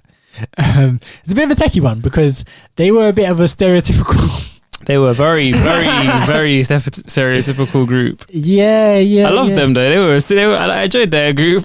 They were wavy. They were like trying to be. They were basically like I feel like they were capitalizing off like because I feel like 50 Cent was. Yeah, like really they were literally like so. Remember when 50 Cent was Get Rich or Die Trying? He had like the cap sideways, the bulletproof vest. Like they literally looked just like that. Yeah, that's like LL Cool J leg rolled up on the street on the jeans and. 100%. The reason why I bring up Shad Gaspard, even though I know Cam doesn't really know who he is, has no idea. And Bez, I know Bez is well familiar, and I know Cam, but the reason why I bring him up is because of the circumstances where he passed was so tragic. I think he was on like a boating expedition with his son, and like some other people as well, and somehow, some way, they ended up in the water, all of them. And he was lost at water. The reason why is because he got his son to safety. He helped the other people get to safety. He was the last one. And I guess I imagine the tide, the waters just took him away. And he was missing. He was declared missing. And everyone was like, oh no. And then they eventually, a couple of days later, his body washed up. So the reason why I bring him up, is because obviously it's just such a sad circumstance. Again, taken from us, I guess, too soon, but he essentially died a hero. He saved his son. Yeah, he saved he helped save the other people that was with him. So yeah, man, R.I.P. Shad Gaspard. Just for all, obviously the wrestling fans out there, and one half of Crime Time. Yeah, so I think that one was one where I saw he was missing and then didn't see anything about it, and then I think The Rock posted on Instagram or on Twitter or something, R.I.P. Shad, and I was like, yeah, she's dead, dad. What? What? Obviously, when you see someone's missing at water at sea, yeah, you're worried. You don't really kind of. That's the first thought. You're going to think they've passed away, but then when you actually still see it and it's confirmed, it's still like mad. Oh my god. Because I used to like Crime Time. I was a fan of them when I was younger, watching WWE. And it was just like, it was interesting to see. It was interesting to see them that what's it called?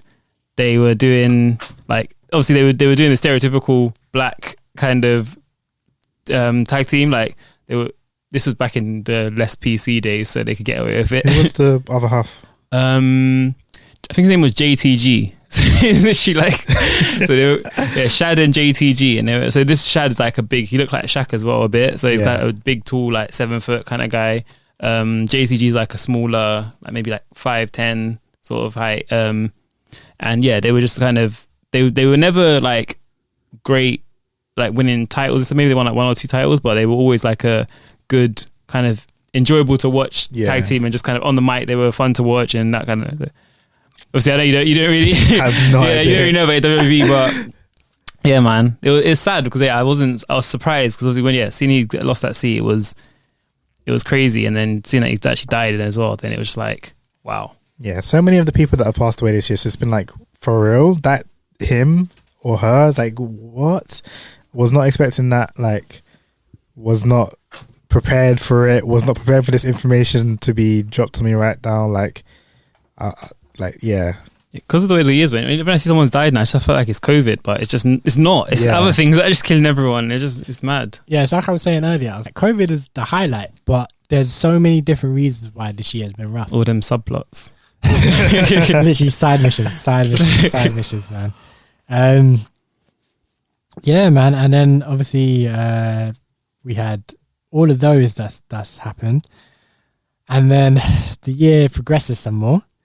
And unfortunately, we lose one of our icons, one of our superheroes, like in real life and on the big screen.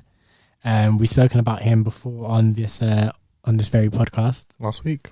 Yeah, 2 weeks ago. 2 weeks ago. Last podcast, last episode. R.I.P. again. Rest in peace to Chadwick Boseman. Crazy. That was a shocking one. That was another shocking one. Like, couldn't believe that. And they were saying that he was sick, like really, really sick as well, which was surprising. And absolutely held it down. Yeah, even when he filmed Black Panther, he was sick, and it's like you never would have thought it at all. Yeah, like this was a very similar situation to Kobe, like, because with Shad, I knew he was missing, and then when that came out, I was like, okay. Yeah. With Pop, unfortunately, a rapper being shot is not. It sounds bad to say, but a rapper being shot is not the most surprising thing in the world, which is really, really sad to say. But when I saw R.I.P. Pop Smoke, he'd been shot, I was like, God damn it! I was literally, I was upset and I was angry and I was hurt, but I believed it. Yeah. With Kobe, it was a situation where I was like, "You're taking a piss. What are you telling me? Kobe's gone? Like, how? Why?" And this is a similar situation with Chadwick. I was like, pardon? What do you mean R.I.P. Chadwick? What's happened? Like, made no sense. Absolutely none whatsoever. And honestly, this one had me on the ropes because Black Panther was such a... And it's not just... And obviously not just to boil down his legacy to Black Panther, because he's such a good actor and he's had so many good other movies as well. But I feel like just the impact that Black Panther had... Yeah. Just on... I was going to say black people globally, but I think it's more specifically black people in the West. The impact that had, like, I saw that movie like 3 times in the cinema because I just had that many people that wanted to see it. Yeah, that I just kept getting invited to watch it. I wanted to see it, so I was like, and because obviously I'm a big comic book fan or whatever, so I just saw that on release day, got it over and done with, loved it. Then I had another group of friends that wanted to see it, so I went with them. Then I had this other person that wanted to see it, so I went with them. And each time I just loved it. I just sat back and I was just like, let me just watch black people being great. Like, let me just like, wherever. Like, and for me, it was less so necessarily the movie of black people being great. It was more the actors of black people being great. Obviously, Chadwick, Daniel Kaluuya, Michael B. Jordan, Letitia Wright, who's doing a madness, but her too, Lupita, like all of these people, Angela Bassett, Forrest Whitaker. Like it was just like just watching black people just being like only black people for the most part in this blockbuster, huge movie. Yeah, which is something to see. And the fact that it was like Africa as well. It wasn't just like black yeah. They obviously they were in America, they were in different parts of the world, but then it was basically from Africa. Yeah, and then she's just I thought that was it. And it was, and the way they showed it as well, portrayed like they're ahead of the times. They're not like some backwards. Like cow like huts kind of living in sort of places. Like they're a full on 22nd century, but it was still African. Yeah. So like when they, for example, the shields that they had was still the African cloth. Like it was still like they had that the headdressing, like the face markings and all that kind of stuff. It was still. I mean, to be fair, I can't say it was authentic because I just wouldn't know just because of my background. Yeah. But for me, it felt authentic. Like I guess, I mean, Bez, you could probably speak to this more being a Ghanaian brother, but like it looked it looked, I mean, to me, to the uneducated, I guess, it looked really, really authentic, and I just really appreciated it. Obviously Chadwick being the leading man in that, like he delivered. He was on point. He did. Yeah. And even before that, Civil War. Came through with the biggest energy. So sick. He was my favorite part. He was cold of that. He was sick in that movie. Like bro, I was taken aback. Like, because I was aware of Black Panther before. I've seen the Black Panther cartoon. I've seen I've never read the comics too tough, but I was aware of the Black Panther and the concepts and everything. But when my man came through, obviously Spider-Man comes through later as well, and he's kind of funny and he does the Spider-Man thing. But when Chadwick comes through and he's like trying to chase the Winter Soldier and get him, and he's coming through like a mat, I was like, yo, this is what I'm here for. He's doing bits. I just absolutely loved it, man. And he's like, and obviously the progression of the character through that, where he's like, he's starting, he wants blood, he's ready to avenge his dad. Yeah. And this, and he progresses, and he realizes obviously it's not his fault and whatever, like what are these things? I'm like, yeah, man, we lost we lost one of the greats. Literally, when I found out, I woken up that day. It was like, because obviously it was like early morning when everyone was posting about it and whatnot, and I hadn't checked my phone, and then I was like on my way somewhere, like it was like maybe 11 o'clock, and I was on my way in an Uber, and I was like, let me look at my phone now, and I had bare messages in different like groups on WhatsApp, just from multiple people posting like R.I.P. Chadwick and whatnot, and I was like, no, for real, not real. Yeah, like, please, not for real, man, because I can't with this right now. Like outside of the house and everything, I was like, it's nearly had me in tears. Honestly, like, I was like, this is mad. Yeah, like absolutely mad, crazy that like so many people passed away, and then to find out that he passed away and he'd been suffering for however long. Yeah, but he's still been putting out the movies and whatnot and doing his just doing the work for people, like to set an example for people and whatnot. Exactly. Like inspirational. Like, inspirational as hell, it just man. Sounded like he knew he was. He just knew he had a mission, and he was like, I'm gonna see it through to the end. Like, he had a mission, and he knew that he knew that things may not work out. He may not live much longer. I don't know that he knew he was gonna pass, but he knew that his time may be limited at the very least. And he was like, do you know what? For the time that I have, this is what I want to do. I want to show people. I want to be a great actor, which he was, and he wanted to show people that, whether it was Black Panther, whether it was 13 Bridges, or 21 Bridges, or whatever movie. He was like, I'm gonna show people I'm a great actor. I'm gonna show people my character, my morals. Like all the actors that he worked with came out and gave a story of, when I was on set with Chadwick, this happened. When I was on set with Chadwick, that happened. When I was on set with Chadwick, he stood up for me for XYZ. When I was on set with Chadwick, he stood up with me for this and that. Like, he really, really, really, like, just in his passing, I learned so much more about him, which made his passing even harder to process and deal with. Like, all of these people that we've spoken about so far, all of their passing has been hard to deal with for different reasons. Obviously, Pop had his whole life ahead of him. Yeah. Kobe just was an out and out legend, like undeniable. Shad, he died a hero. Like Chadwick, again, just another legend. Like he just brought us so many like joys and pleasures in life, and it's just so sad. Did you watch the Kevin Hart documentary on Netflix? No, talk to us about it. It was like, but Chadwick was in one of the episodes. Yeah, and like I think he was trying to, Kevin was trying to get him for a part in a movie or something, and just he seemed like such a nice person. Just like kind of the way Kevin was trying to tell him the story, and he was just seemed so interested in it. He was like, "Yeah, that sounds like such a good idea. Like I'm so interested. Oh, yeah, get out my team. We'll sort it out." Like he seemed like a really nice person. It's like, yeah, I feel like that. And after seeing that after he's died, it's just like when I was like, oh no, like literally, yeah. The tribute to him in Miles Morales, Spider-Man at the end, I was like, that hit me right here. Like after that story as well, that was actually pretty sad as well. Yeah, like I was like, see the Black Spider-Man and everything. Yeah, it's like it's so heartfelt and deep, and like it's crazy.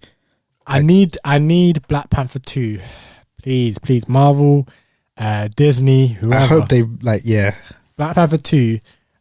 To be fair, the thing is, the movie doesn't even need to bang. The movie doesn't even need to be great, as far as I'm concerned. You just need to do right by Chadwick in the movie. I hope they don't try and like CGI him in or something. No, so they're not going to do that. If they don't do that, like just acknowledge that you should acknowledge that his character is gone. Yeah. Just have like a pillar for him or some kind of monument for him. 100%. Have people like a statue for him have people aware that his character is gone. Yeah. And like the ramifications of that, make those be real, and then have the movie in that environment. Yeah. And just whether the movie turns out to be great, average, or otherwise will be one thing. But I just please do right by Chadwick. Yeah. Literally. That's all I really care about, honestly. Same. Yeah. And Letitia, I beg, put down Twitter for a second. Like, I'm just like, yo, like, I would love for her to be the main character of the next Black Panther movie. But yeah, she needs to just not tweet wildness out. So she doesn't get cancelled in the meantime. On to, I guess, another one in the similar kind of vein of Kobe. Just another absolute great of their respective sport. The madman himself, man like Diego Maradona. Diego, hand of God himself. The man with the hand of God himself, Diego Maradona. This one was less surprising. Like not less surprising, but I wouldn't say it didn't hit me as deep as the others. I was like, to be fair, yeah, when I heard, I was like, "Whoa, that cocaine, cool." Yeah, because that's like, as you were saying before, like you see, Kobe wasn't someone who done that, but Maradona, anytime I saw this guy in videos or anything, he just looked high. Mad. He looks off his head. Like, and Maradona's obviously, he's also like 20 years older than Kobe. Yeah, he's about 60 or something. He was like, out of everyone we've spoken so far, he's the oldest. Yeah. And yeah, he was just like, all the videos, he just like, I think there was videos of him at the World Cup when he was just on camera sniffing coke on things. And that video of him like with his hands across his chest. Yeah. like in fact, Cam, I'm about to make a Bleach reference, but you know that Don Kanuji guy. Yeah. Or blah. That's literally what it looked like. Like, hands across his chest, just cracking up, like, yeah. And then that picture of him dancing with the woman where he's that like, video was joking. And she's like, no. He's like, trying to give her a little wine and that. Yeah, like he was like one of them larger than life kind of guys. He's a legend. Like he's fully a legend. Like, I think there was a article where he said something about he went into prison with what's his face? Pablo Escobar or something like that. Yeah, that's him. And like it was the best time of his life. It was like a strip club or something. He said he partied with the most beautiful woman he's ever seen in his life, and he was like, it was all in a prison. Yeah, and he was a real character, but it was still like, I was like, oh, like obviously I was like, okay, that it might be the drugs. I don't know what killed him or what, but it was like, wow, even he like this year has just been mad because that was last month. Yeah, so that's why he was just like kind of ending the year with these kind of deaths, and it's just like, nah, man, it still hits. 2020 was just reminding us I'm still going to be. Yeah, I hope you ain't forgotten me. Yeah, it's like you think you're safe. No, nobody's safe. It's wild, man. It was late October. It wasn't last. Late October, okay. Yeah. I mean, almost last month, but not quite. But yeah. Like, oh no, I'm lying to you. Sorry, it was November. Yeah, I thought, because it was recent. That's what it was like, very recent, and it was just kind of crazy. And also last month, obviously, just briefly, just a shout out to Heavy D as well. Not someone I was ever too familiar with, but I was honestly a bit shocked when this news came out. I was a bit like, but again, like I said, I wasn't necessarily too familiar with him, but I was like, yeah, no, that's He was another character. Because obviously I watched AFTV, and then I watched Big Brother as well. So I actually knew him on Big Brother before I watched AFTV. And he was just such a character in Big Brother that he was funny, but he was annoying. Like he was a proper like one of them guys who you know them guys who just they try to be too funny and they just end up just poking. It's just like sort of thing, like one of them kind of guys. But he was a character, and it was like that shocked me because it was mad. It was out of nowhere. He's only like 40 something, and I don't know. I don't even know how he died or what. But that was one that shocked me as well. And none of these are reported as COVID deaths either. No, crazy. No. I mean, there were some others, other celebrity deaths. So we've kind of just, because of time and everything, we kind of just focused on the ones that were big in our lives and kind of the kind of culture and like kind of celebrity culture that we consume. We could be here all night if we were getting through everyone this year. This year has been rough, and honestly, there are other people that obviously have done big things. I mentioned to these guys off mic, obviously Bill Withers, just a old school kind of soul singer who's sung songs like Ain't No Sunshine and Lean On Me and stuff like that, just classic soul tunes. RIP to him as well. But we kind of just focus on that the really, really big moments of the year that really, really shocked us and really stunned us. Barbara Windsor was one. I don't know if you're gonna mention her as well. So yeah, like it was really like this year just it's been a ride. Like it's been an absolute ride. And unfortunately the sadness and I guess the serious conversation doesn't stop there. Because obviously this year we had the killing of George Floyd, we had the killing of Breonna Taylor, we had Ahmaud Arbery, Suki something as well, wasn't it there? Something like that. There was quite a few. There was quite a few, and we had also the whole, I guess you could call the Black Lives Matter movement and uprisings, predominantly from I would say probably about June-ish. I'm just trying to remember. This year it was like a month, wasn't it, of just ongoing. It was a month of madness, because I remember I didn't do my Insta streams for a bit. I feel like it was like June until it was like the really solid month. I feel like was June, July, and then like maybe beginning of August. I mean, obviously, I don't know if you guys saw like the videos and stuff of George Floyd and heard the stories and everything. I don't particularly want to get into the specifics of that. I would rather just talk about how the whole movement and how the world reacting with their black squares on Insta and wherever else. Not how did you see that? How did you take that? I mean, I didn't black square Insta. I'm not gonna lie. I didn't see any point in it. Why not? I didn't see any reason to, because I don't use Instagram, so I don't see any reason to post a black square, because to obviously show support, but I just don't feel. I feel like posting a black square. Right, I think if you're gonna black out Instagram, don't use it at all. Period.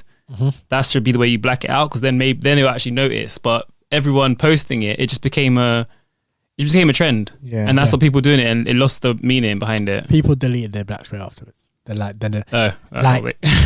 whether it was not everyone. I know, but I'm sure a lot of people did. Some people, whether it was the next day or whether it was a month down the line or 2 months down the line, black squares started going missing because it didn't fit with the aesthetic of their Instagram. I can't remember, some celeb posted, I can't remember, they did something to kind of like counteract the fact that they were posting a black square.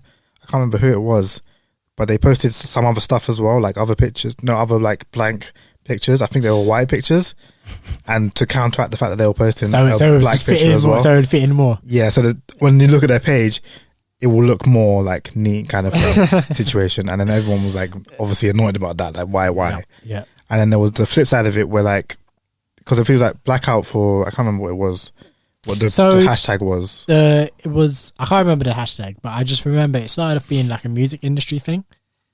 And the music industry was basically saying we're going to black out for this day, and then it kind of spread to like everyone, and like it spread to like everyone in the entertainment business. It just kind of spread further. I didn't post the black square either, but again, similar to you, I don't really use Instagram, and to be fair, I didn't really see the point of the black square. It kind of just, I mean, to me, I'm more about actual. If you're gonna do something to raise awareness, let's like do something that actually informs people, or something like a black square. Someone could just look at a black square and whatever. If I read like, and a lot of the people's captions and stuff was just like, oh, hashtag Blackout Tuesday. That's it, yeah. Was the hashtag?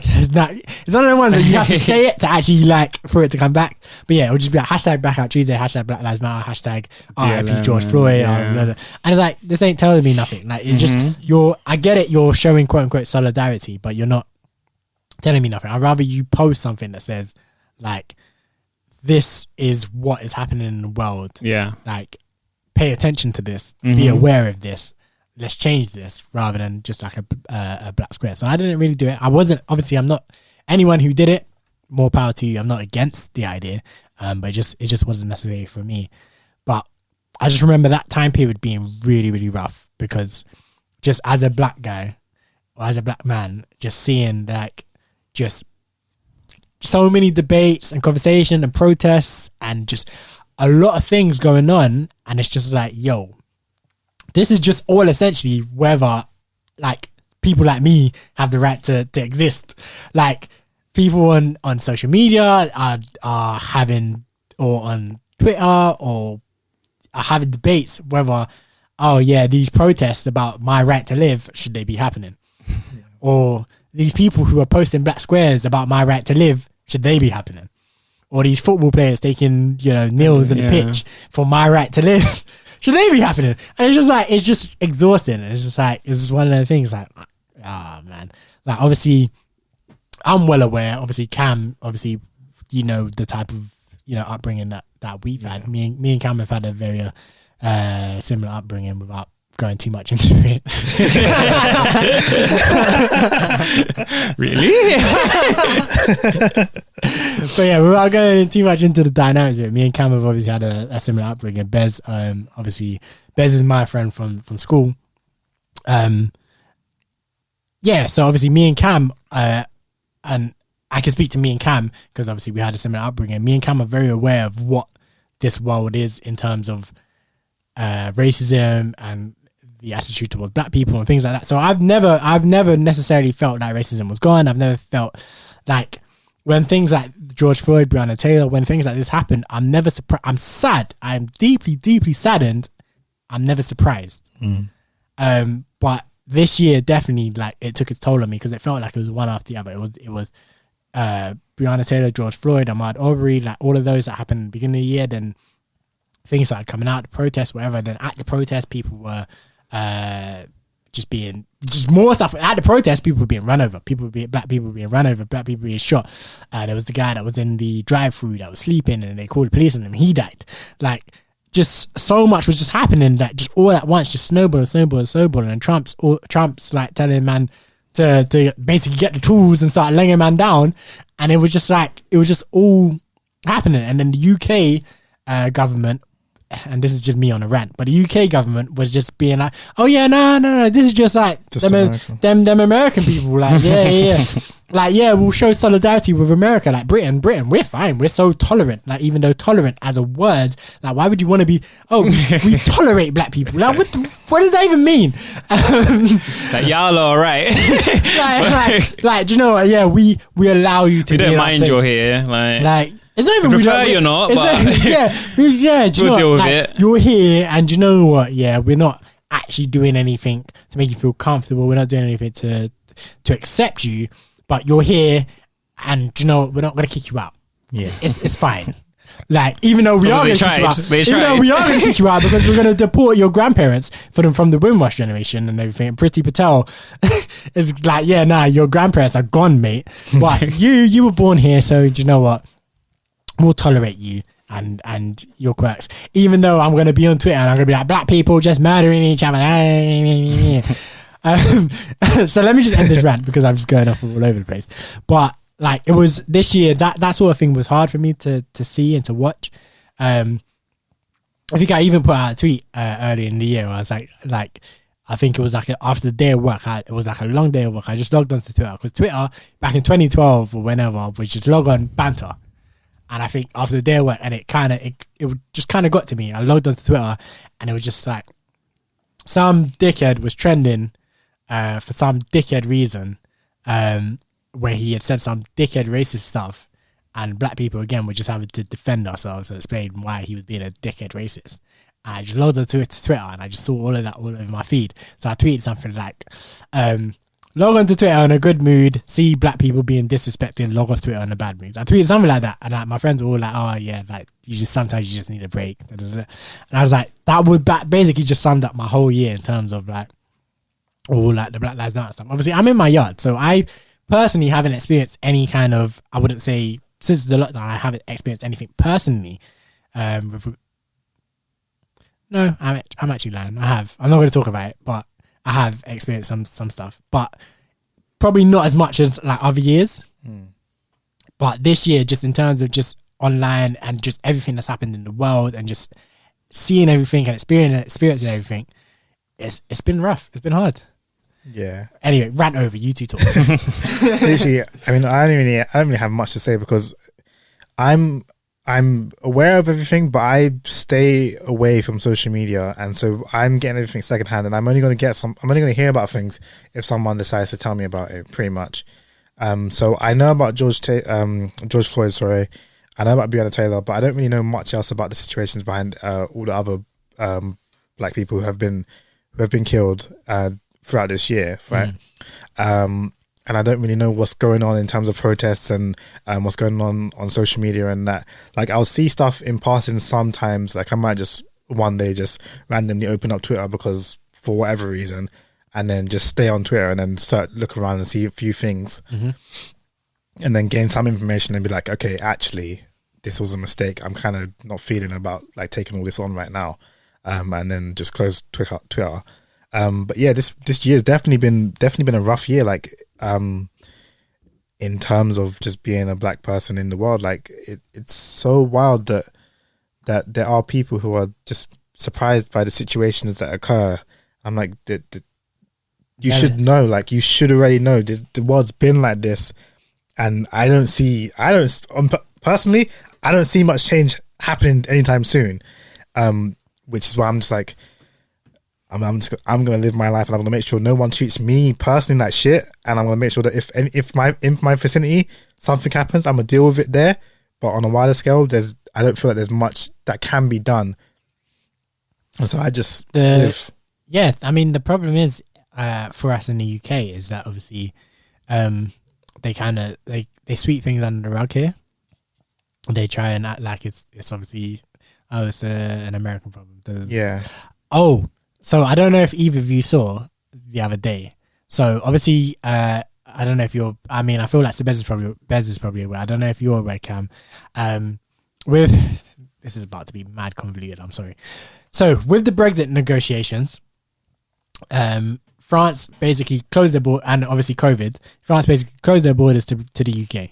So what we've had is lorry drivers trying to get into France to deliver or trying to get into France to go to other places in Europe to deliver their goods wherever they're going, being stopped at the border. So there's been a mad backup of like trucks because they can't get through the border. Right, cool. So then a group of Sikhs have gone to these truck people who are just they're not moving. They're sat there because they can't go through the border. So it's just backed up traffic. They're just waiting until this France and the UK governments can come to some kind of agreement to reopen the border. They're just sat there. So these Sikhs have gone and they've provided food and drinks and refreshments, etc., because that's what Sikhs do. That's kind of what their belief is helping other people, etc. Really, really, really, really, really good work. Like, really commendable. We'll give them a boy. Like, well done. Then on Twitter, what happens? You got all these white people from up and down the country who ain't lift their hand to do anything for these lorry drivers. Talk about, yeah, well done, these Sikhs. Not like these Black Lives Matter lot. Just trying to take down our statues. They're like, these Taking Sikhs. the piss, man. They're literally like, basically saying, these Sikhs in one act of kindness have done more for race relations in the UK than Black Lives Matter has in 7 months. Rah, rah, rah, rah, rah, rah, rah. So it's like, oh, okay, so we need to literally like be bending over backwards and like, Need to kneel.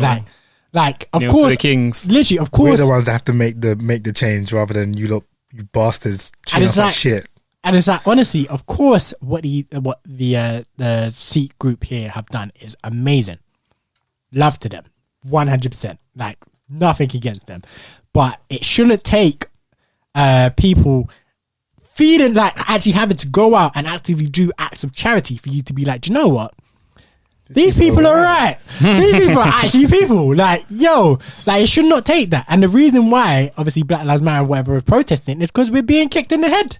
Like, what do you want us to do? Like, all right, cool, we're being kicked in the head, but you know what? Let me go feed. Like, what do you mean? Like, that doesn't even make sense. Like, we're being kicked in the head and we're going to react to being kicked in the head. I feed it. And then in another situation, a completely separate situation where people are in need, then sure, we'll go feed you. But yeah, like, so Britain likes to try and like sweep it under the rug, and then obviously that these kind of things happen, and it's like, okay, cool, nah, you lot are racist, because why would you even bring up black people in this conversation? Yeah, that's what I was gonna say. I feel like that was the problem with the whole All Lives Matter thing as well. Like, it's like you just don't need to mention these things when like it's not got any context or any it doesn't relate in any way or shape or form. So it's like, if when the Sikh people decide to feed them, cool, that should be the story. It doesn't have any reason. You don't have to bring in Black Lives Matters into anything like it at all. It just doesn't make sense. So like, let them have their moment. They did well. Good on you. What? But then that doesn't change the fact that you lot are still dickheads to black people, and that's what the whole Black Lives Matter thing was about. Yeah, like, and I think without going into like another rant, like, just generally, like, it's like they on the internet especially, and it's not just confined to the internet, but I'll say the internet especially is all like, oh, Black Lives Matter is Marxist, Black Lives Matter is this, Black Lives Matter is that, and it's like, and black people will just be like, no, like they'll be arguing with you as a black person. They'll be arguing with you. They'll be saying Black Lives Matter is this, that, the other thing, and I'll be like, do you know what? Like, if you want to see it that way, then fine. Yeah. But as a black person, and me, I'm the one that's kind of campaigning for my life to matter. Yeah. I don't see it that way. And yeah, so you'll have that, and you'll have like all these things going on, and people will be just like whining out on Twitter, like with Millwall fans booing and all these other things, and it'll just be like, yeah, and then you'll just be like, oh no, but Britain's not racist, and it'll be like, no, but look at all these other things that's happening around town. How can you say Britain's not racist? Maybe there's something to be said about Britain not being as racist as America, and I will only say maybe. I personally don't believe that, but if someone was to say that to me, I would say, do you know what? Fine, you may have an argument here. Yeah, I just think Britain's different to America, maybe equally racist, but that comes through in different ways. Yeah, Racist is racist, man. There's no levels to this thing. And I mean, that's fundamentally my point. Yeah. I feel like because America is larger, so obviously they're going to get more cases of it than you're going to get here. So and it's like you're not giving context. So it's like saying you have 10 people and there's 5 black, 5 white, and then 2 people experience racism. But then you have 100 people and 30 people experience racism out of the 50 blacks and whites. Then it's like, oh, they're more racist. Well, not really. The thing is, and there's so many levels to it. Where like, just comparing America to the UK and almost anything just doesn't make sense. Like, there's percentage wise, there's more black people in America percentage wise than there is in the UK. Yeah. So there's that. So there's more black people. Just even there's more black people in America than there is in the UK. Plus, there's more black people percentage wise in the UK than in America than there is in the UK. So there's just generally there's more black people to suffer. Plus, there's more guns. There's more. There's just generally more violence in general. Like, just all of these things. There's more of it in America as compared to the UK. Yeah. So of course, if you're just going to compare just raw stats or data, the UK will look better. Yeah. But people forget the UK, as far as I'm concerned, the UK, racism is a UK export. So,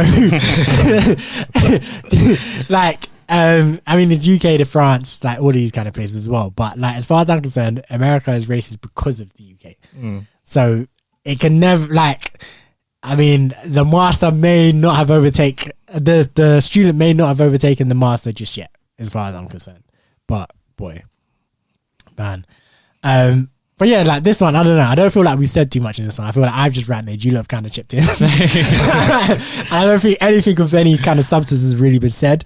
But this year, I think it would have been wrong to kind of wrap up that, to reflect on this year without talking about the whole Black Lives Matter situation and just generally just everything that's happened with that. Obviously, RIP George Floyd, obviously RIP Breonna Taylor, who, just as an FYI, the police officers that shot her, I thought they got off free, didn't they, or something? That's what I was about to say. None of them still have been arrested. The only one that had got anything against him was reckless endangerment, because his bullets went through the wall to the neighbours next door.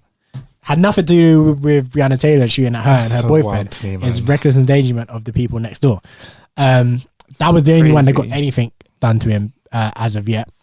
Ahmaud Arbery, who was jogging through a neighbourhood and got shot by some local people. Again, as far as I know, nothing has happened to them. They were brought up on charges. I don't think those charges actually stuck or anything. And all the other people who got caught up in the storm of the protests, etc. Again, as far as I know, I could be wrong, but as far as I know, not much has been done in that regard. Obviously, in the UK, we have Belly Majinga. Nothing happened there. In the UK, we're still dealing with Grenfell, a bit of a different situation, but again, a lot of the Grenfell victims have not been properly rehoused yet. Still a lot going on there. And this is just me just spitballing just off the top of my head. Literally just off the top of my head. Like just spitballing things that I can think of where not much has happened. So there's still a lot of work to be done, a lot of progress to be made.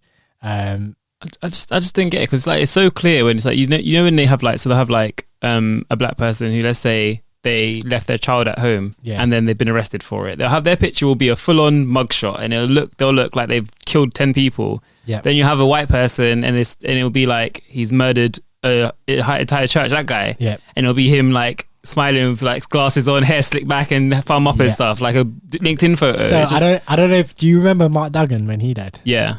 Do you remember what they did with his photo? They cut out him holding the flowers or something, didn't they? So he lost his daughter. Yeah. And he was at her graveside. He was holding like a little memorial piece, which was in the shape of a heart. Yeah. And he was by the grave, like you could see like the tombstone behind him, and everything. And they cut out the bottom half and they just showed like his top. And it was like, obviously he's looking miserable. He's at his daughter's graveside. So it didn't show like the humanity of him, where he's holding his, you know, the little memorial to his daughter. You can see the tombstone next to him. Like, it didn't show that side of thing where people might or empathize or sympathize with the situation. It just showed like him looking kind of mean. Whereas, like you say, like a white victim would be like, oh, he was such a good boy. He was such a this, that, the other thing. I feel like that just makes it clear. Like you just got to look at things like that, and it's like you can see how racist. And I don't get how they don't even. The BBC. I don't want to go on another rant, but I don't know if both of you lot saw or were aware of the BBC when the woman said the N-word. The N-word. just there was 2 examples within like the space of 2 weeks. I swear to God, that literally jarred, because it's like, it's just so simple. It's literally so simple. It's like, all right, cool. Like, black people do not want to be watching the BBC News and just out of nowhere just hear the N-word. Like, under no circumstances do I want to be just casually watching. Like, and the thing is, they understand this because they don't have swearing. They don't have just homophobic language. They don't have like all of these kind of things. It just doesn't happen. Like, you would never, like they said, like for the first thing, they said the mother of the victim wanted people to understand the severity of what happened. And I understand that. But if it was a homophobic attack, they would never be like, he was called an effing F this, the other thing. If it was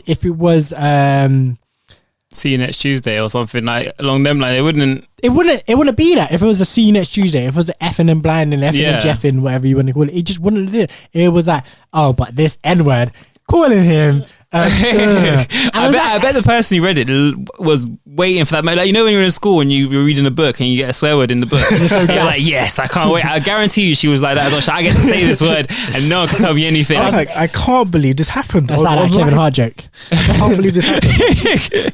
It's wild to me. Wasn't it Chris Rock? It was Chris Rock. No, it was Kevin Hart. You long titty no having nipple. No, I think do you remember the Chris Rock one when he said the one person, a white person, can say the N-word? Oh yeah, the one time that they can say it. Yeah, I was talking about the Kevin Hart joke where his mum told him. Yeah, and he cussed it. Said it with his chest. but yeah, like I can't believe that a group of people looked at this and was like, yeah, this is cool. Okay, this is okay. And then with the worst part for me is with the complaints afterwards, they were like, okay, cool, but we're gonna just defend why we did it. So they didn't come out and say, all right. They didn't come out and say, all right, cool, these many complaints has come through. Maybe this was a bad idea. We're sorry, like this won't happen again. They came out and said, the mum of the victim wanted us to do it. And we're like, okay, cool. The mum of the victim is obviously a black woman. So she has a right to her opinion, of course. However, however many thousands of people who have complained, we also have our right to our opinion. And respectfully, we disagree with the mother. Or not even we disagree with the mother. Yes, the severity of what was said should be conveyed. Yeah? Yes, right? 100%. But I don't feel like the N-word needs to be said in full. I feel like Yo, it's Cam here. Unfortunately, we had some technical difficulties with the recording and lost the last 15 minutes of the episode. Luckily, it was mainly just our what are we watching / playing segment, and not much has changed since last episode. Bez has nearly finished Naruto, Yells is one mission away from finishing Cyberpunk 2077, and I am on the last season of Parks and Rec. Tune in to the first episode of the new year to hear us have some proper nerd discussions about One Piece, Bleach, Assassin's Creed and more. From us on the 5 Letters Pod, happy holidays and happy new year.